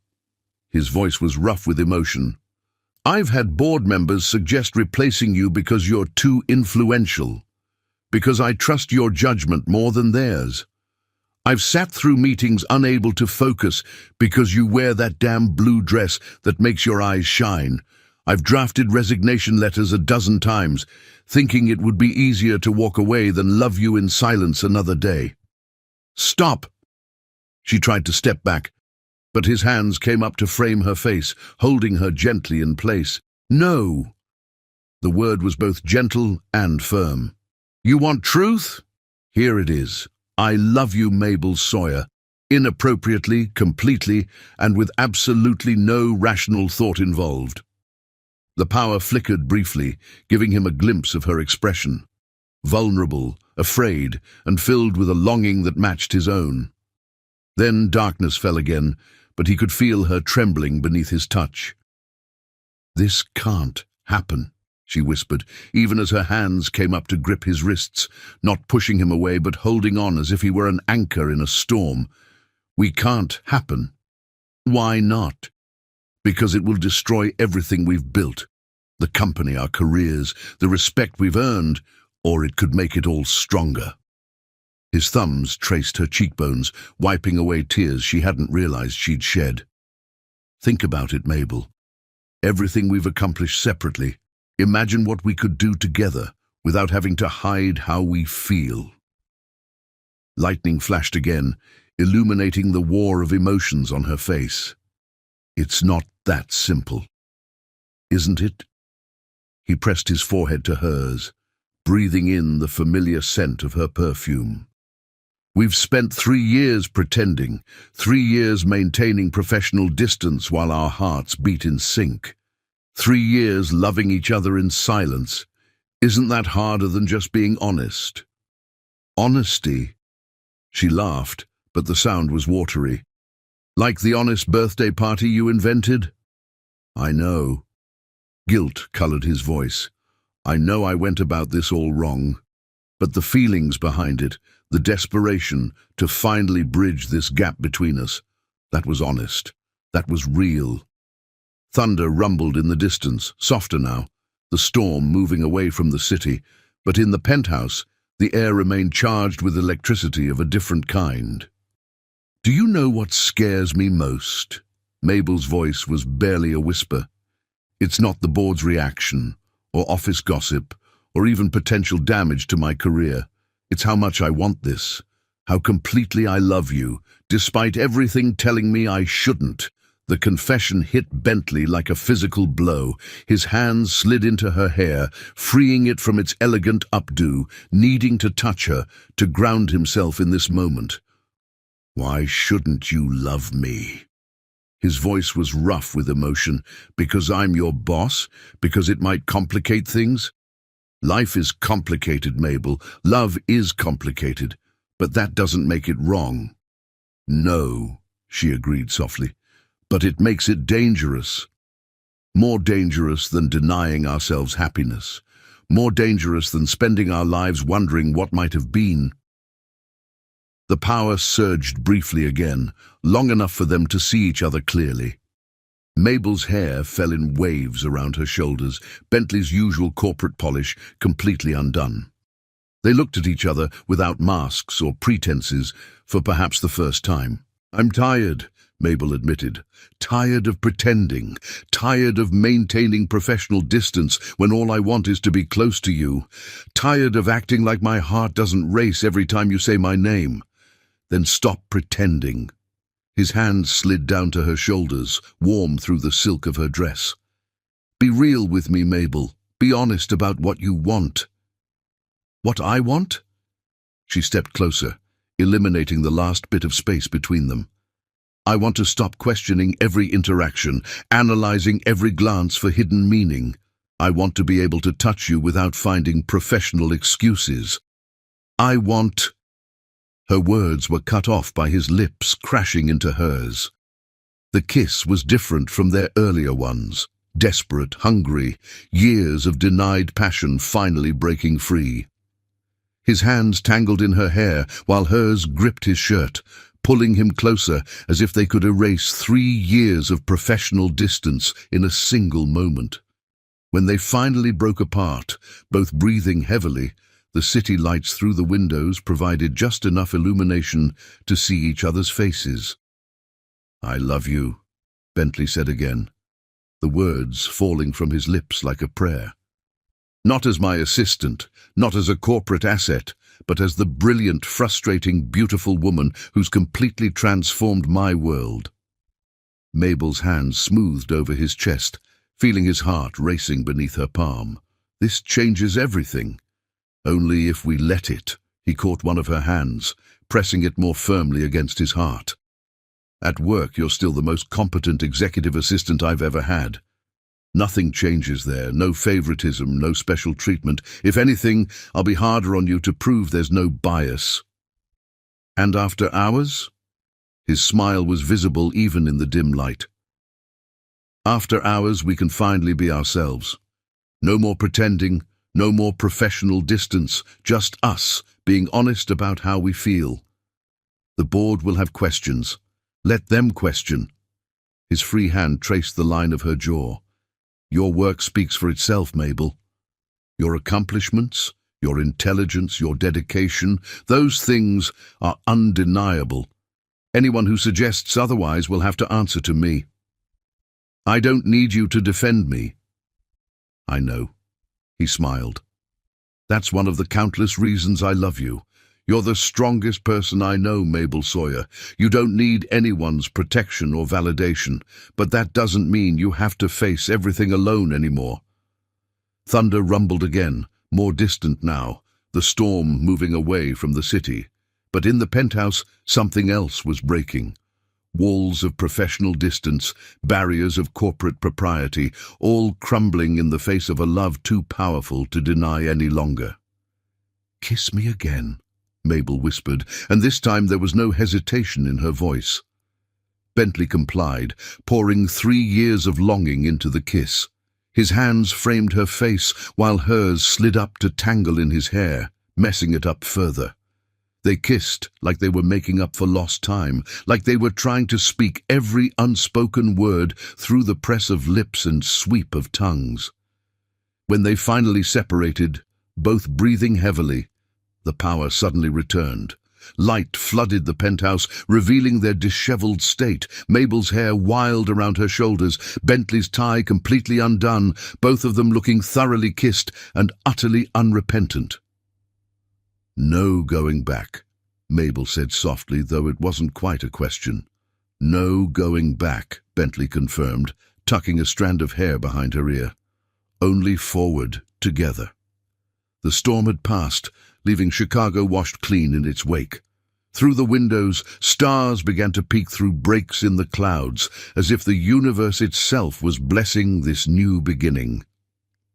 The scattered party supplies still lay forgotten on the floor, but they no longer seemed like evidence of deception. Instead, they were stepping stones that had led them here, to this moment of perfect honesty, of walls finally broken, of love finally acknowledged. "We should probably talk about logistics," Mabel said, ever practical even as she remained in the circle of his arms. "HR protocols, disclosure forms." Bentley silenced her with another kiss, brief but tender. "Tomorrow. Tonight is just for us. No corporate policies, no professional considerations. Just you and me, finally being honest about what we mean to each other." And as she smiled up at him, radiant in the restored light, Bentley knew that every risk, every moment of uncertainty, even the ill-conceived birthday party deception, it had all been worth it to reach this breaking point, this moment of perfect clarity where love finally triumphed over fear. Chapter 10. The Fall. The kiss was inevitable as gravity. One moment they were staring at each other in the newly restored light. The next, his hands were in her hair and her fingers were gripping his shirt. It was anger and longing, frustration and need, 3 years of denial crashing down in a single moment that felt both eternal and far too brief. The city sparkled beyond the windows, cleaned fresh by the passing storm. Inside the penthouse, the air was charged with possibility and the lingering scent of rain that had blown in when Mabel had arrived, carrying party supplies for a celebration that would never happen. She pulled away first, breathing hard, her lips swollen from his kisses. "This is a mistake." "No!" Bentley pressed his forehead to hers, unwilling to let her retreat too far. "Every day I didn't tell you how I felt. Those were the mistakes." His hands were still tangled in her hair which had completely escaped its elegant updo to fall in waves around her shoulders. She'd never looked more beautiful to him than in this moment. Professional polish undone, walls finally down. It will destroy everything we've built. But her hands hadn't left his chest, fingers still gripping his shirt as if she couldn't bear to let go. Or make it stronger. He traced her cheek with gentle fingers. You once told me the biggest risks bring the greatest rewards. I was talking about market expansion, but a smile tugged at her lips despite her words. I'm talking about us. His thumb brushed across her bottom lip, feeling it tremble beneath his touch. Everything worth having involves risk, Mabel. You taught me that. She leaned into his touch, eyes closing briefly. When did you get so wise? I learned from the best. He smiled, drawing her closer. Every day for 3 years, I've watched you handle impossible situations with grace and intelligence. I've seen you turn potential disasters into opportunities, seen you navigate corporate politics with unfailing integrity. And now, her eyes opened, searching his face. How do we navigate this? Instead of answering immediately, Bentley led her to the floor-to-ceiling windows. Chicago spread before them, a glittering tapestry of lights and possibilities. His arms wrapped around her from behind, and she allowed herself to lean back against his chest. Do you remember the Morrison deal? His voice was soft near her ear. 2 years ago, when everyone said it was impossible. Of course. She smiled at the memory. The board was certain we'd fail. But you saw the potential. Stayed up 3 nights straight, finding a solution no one else had considered. His lips brushed her temple. That's when I first realized I was in love with you. She turned in his arms, surprised. What? You came into my office at dawn, exhausted but triumphant. Your hair was falling out of its usual perfect style, your blouse was wrinkled, and you had a coffee stain on your sleeve. His smile was tender with the memory, but your eyes were shining with victory as you laid out exactly how we could make the impossible deal work. I looked a mess, she protested, but he shook his head. You looked real, human, brilliant. His hands framed her face. That's when I knew I was in trouble, because I didn't just admire your professional capabilities anymore. I wanted to see you like that every morning. Wanted to be the one who brought you coffee and watched you change the world. Lightning flickered in the distance, the storm moving away from the city, but still visible over the lake. Mabel's hands came up to cover his on her face. Why didn't you say something then? Because you immediately apologized for your appearance, started trying to fix your hair, straighten your clothes. His thumbs stroked her cheeks. I realized how important those professional boundaries were to you, how hard you worked to maintain that perfect image. It was my armor, she admitted softly. Still is in many ways. I know. He pressed a gentle kiss to her forehead. That's why I tried so hard to respect those boundaries, even when it was killing me to keep my distance. She laughed softly. We've been quite a pair of fools, haven't we? The worst kind. The ones who think they're being noble. His smile was self-deprecating. Both of us so concerned with doing the right thing that we couldn't see that the right thing and the heart's desire could be one and the same. And now? She tilted her face up to his. What's the right thing now? In answer, he kissed her again. This time there was no hesitation, no holding back. His hands slid into her hair while hers moved up to cup his face. They kissed like they were making up for lost time, like they were trying to speak 3 years of unspoken words through the press of lips and sweep of tongues. When they finally broke apart, both breathing heavily, the city lights seemed to shine brighter through the windows. Or perhaps that was just the joy making everything seem more luminous. I love you, Bentley said simply, not as my assistant, not as a corporate asset, but as the brilliant, frustrating, beautiful woman who's completely transformed my world. I love you too. The words came easier now, as if saying them once had broken down all barriers. Even when you make up fake birthday parties to get me alone, he had the grace to look sheepish. Not my finest moment. No, she agreed, but she was smiling. But it got us here. Here was still standing by the windows, his arms around her waist, her hands resting on his chest. The scattered party supplies still lay forgotten on the floor, but they no longer seemed like evidence of deception. Instead, they were stepping stones that had led them to this moment of perfect honesty. "What happens tomorrow?" Mabel asked, ever practical even as she snuggled closer into his embrace. "When we have to go back to the real world?" "Tomorrow we face reality together." He pressed a kiss to her temple. "We file the appropriate HR paperwork, maintain professional boundaries at work, and prove to everyone that we can be both excellent at our jobs and completely in love. And if they don't believe us, then they lose us both." The certainty in his voice made her heart skip. "I meant what I said earlier, Mabel. If it comes down to choosing between you and the company, it's no choice at all. I won't let you give up everything you've built. I'm not giving up anything." He smiled down at her. "I'm gaining everything that matters." The storm had moved fully away from the city now, leaving the night sky clear and star-studded above them.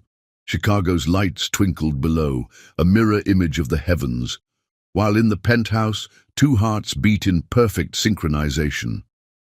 "Dance with me?" Bentley said suddenly. Mabel laughed. "There's no music." But he was already pulling her away from the windows, one hand on her waist, the other clasping hers. "We don't need music. We've been dancing around each other for 3 years. I think we know the steps by now." And so they danced, swaying gently in the middle of his penthouse, surrounded by the scattered remnants of a fake party that had somehow led to the most real thing either of them had ever known. The city lights painted patterns across the floor, creating their own kind of music in shadows and light. "This is insane," Mabel murmured against his chest. "Completely." He pressed a kiss to her hair. "Gloriously, perfectly insane." They continued to move together, finding their rhythm as naturally as they did everything else. 3 years of working in perfect synchronization had taught them how to read each other, how to anticipate each other's movements. Now they were simply applying that knowledge to a different kind of dance. "No going back," Mabel said softly, echoing their earlier words. "No going back," Bentley agreed, pulling her closer. "Only forward, together." And as they danced in the starlight, both knew they were falling in love, falling into truth, falling into a future that seemed both terrifying and inevitable. But for the first time, they weren't fighting the fall.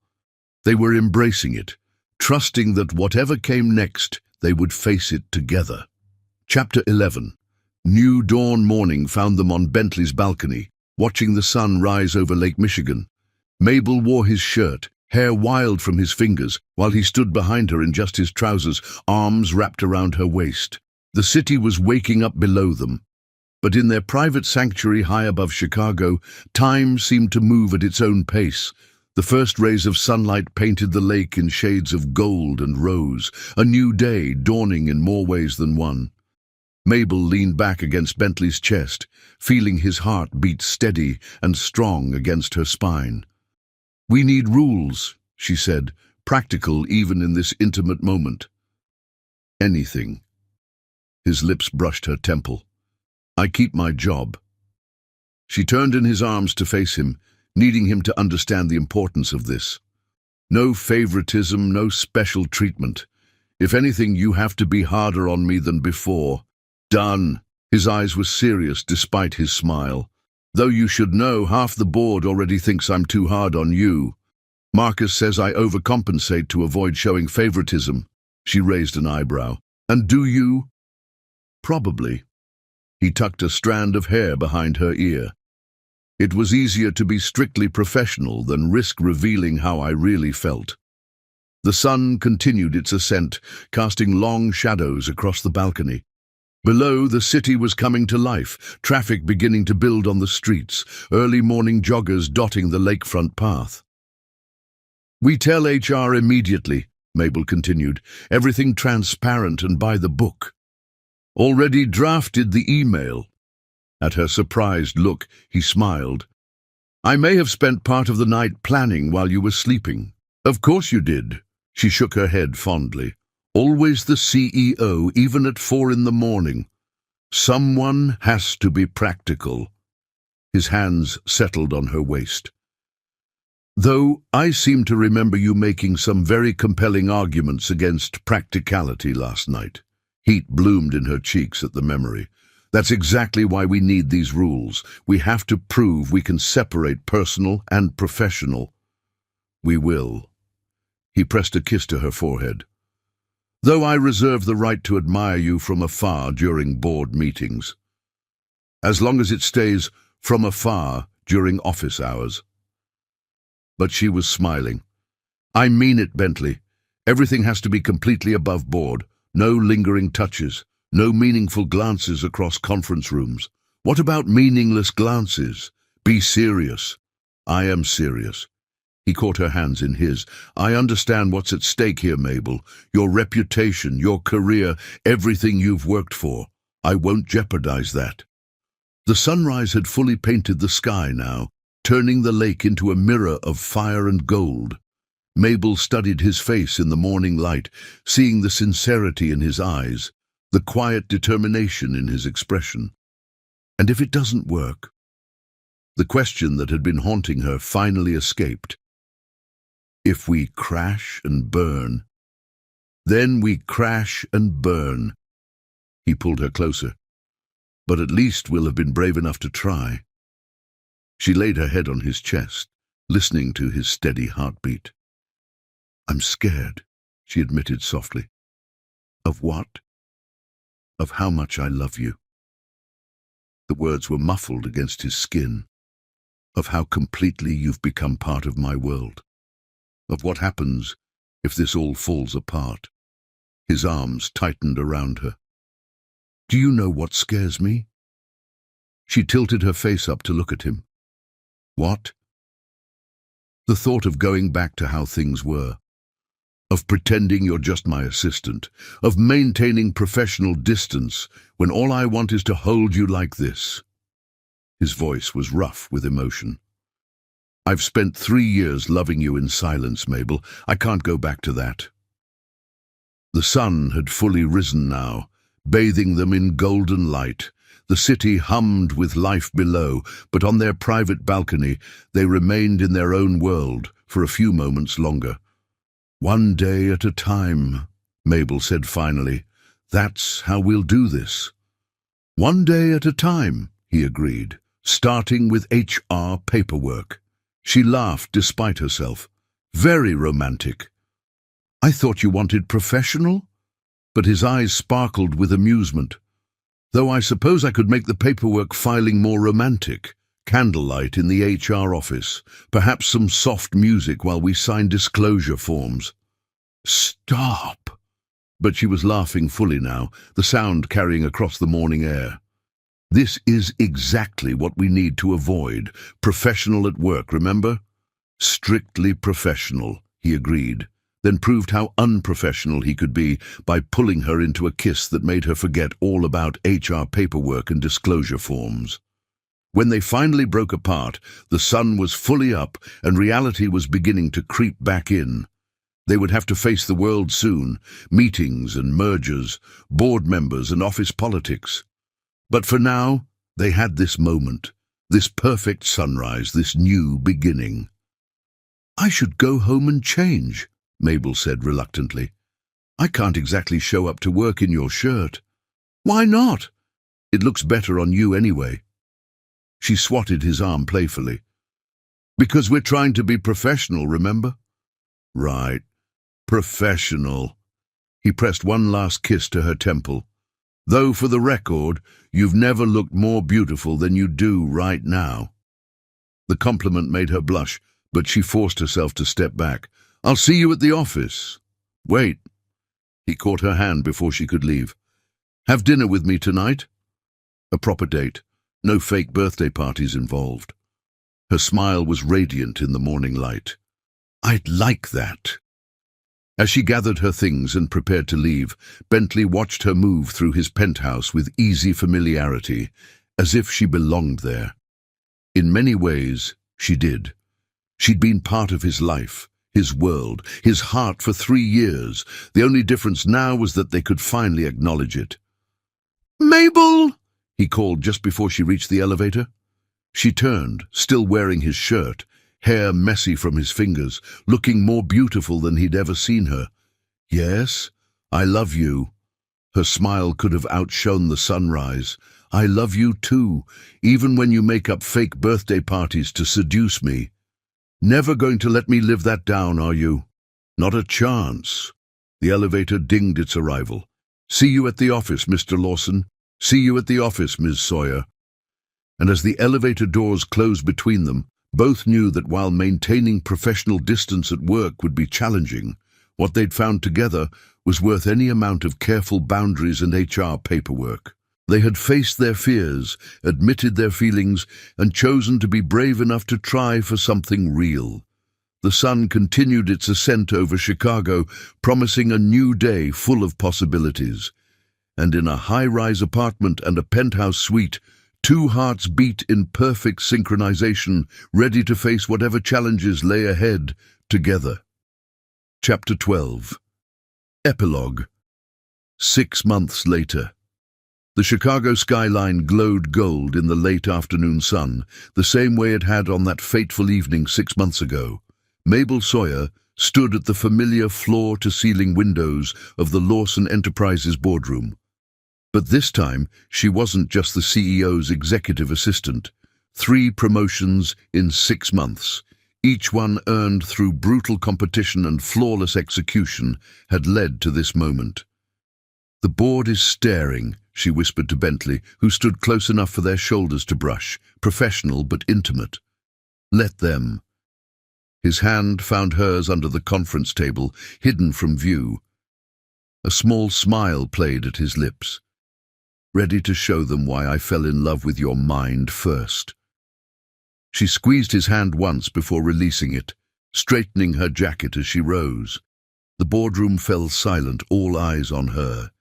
She wore deep blue today, the same color as the dress from that stormy night when everything changed.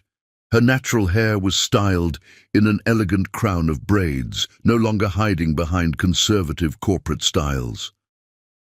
"Mr. Lawson, members of the board," she began, her voice strong and clear, "let me show you the future." Over the next hour, she laid out a 5-year strategy that would revolutionize Lawson Enterprises. Her presentation was flawless, her command of the room absolute. She fielded questions with razor-sharp precision, turning potential criticisms into opportunities. Even the most skeptical board members found themselves leaning forward, engaged despite themselves. Bentley watched from his seat at the head of the table, pride swelling in his chest. This brilliant, unstoppable force of nature had chosen to love him, to build a future with him. Every day he thanked whatever twist of fate had given him the courage to finally break through their carefully maintained distance, even if his methods had been less than perfect.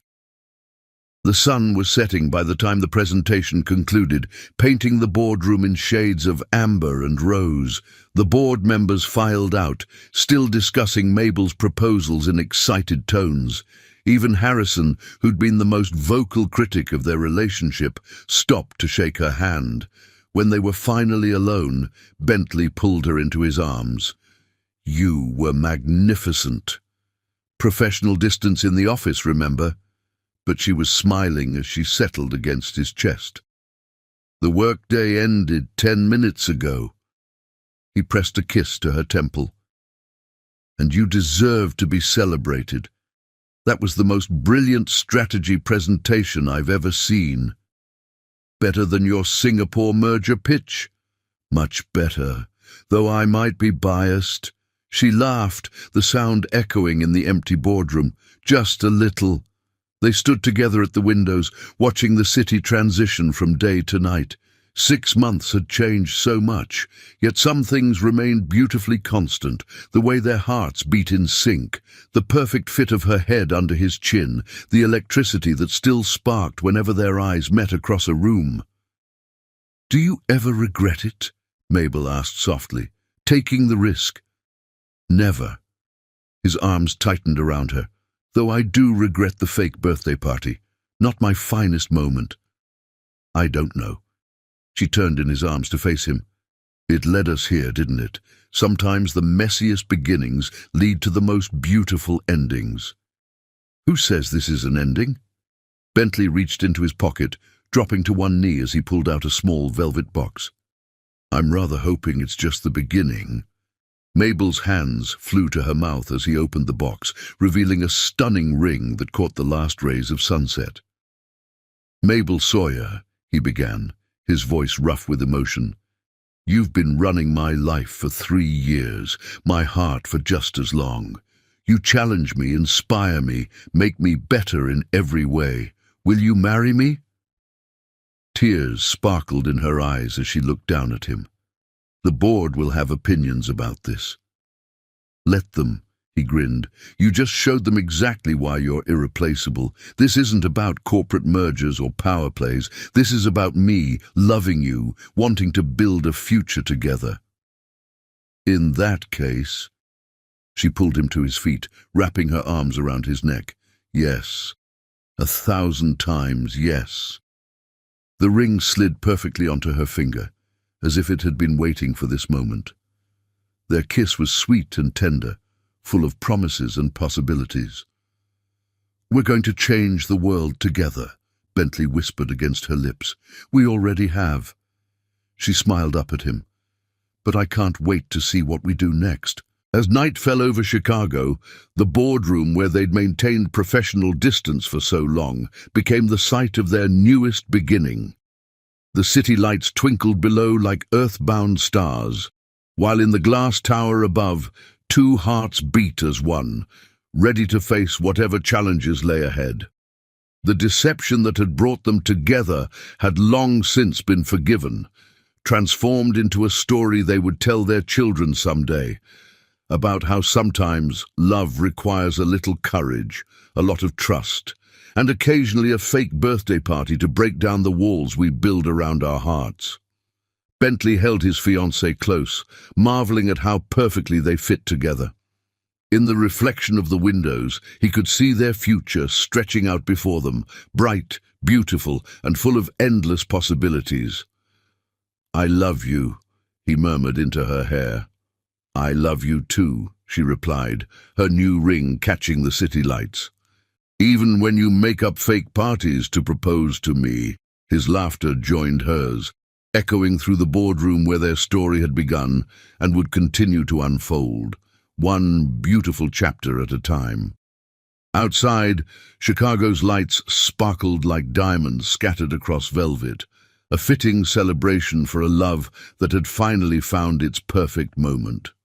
Some risks, they had learned, were always worth taking, and as they stood together in their glass tower, hearts beating in perfect synchronization, they knew that this was just the beginning of their greatest adventure yet. Subscribe if you love.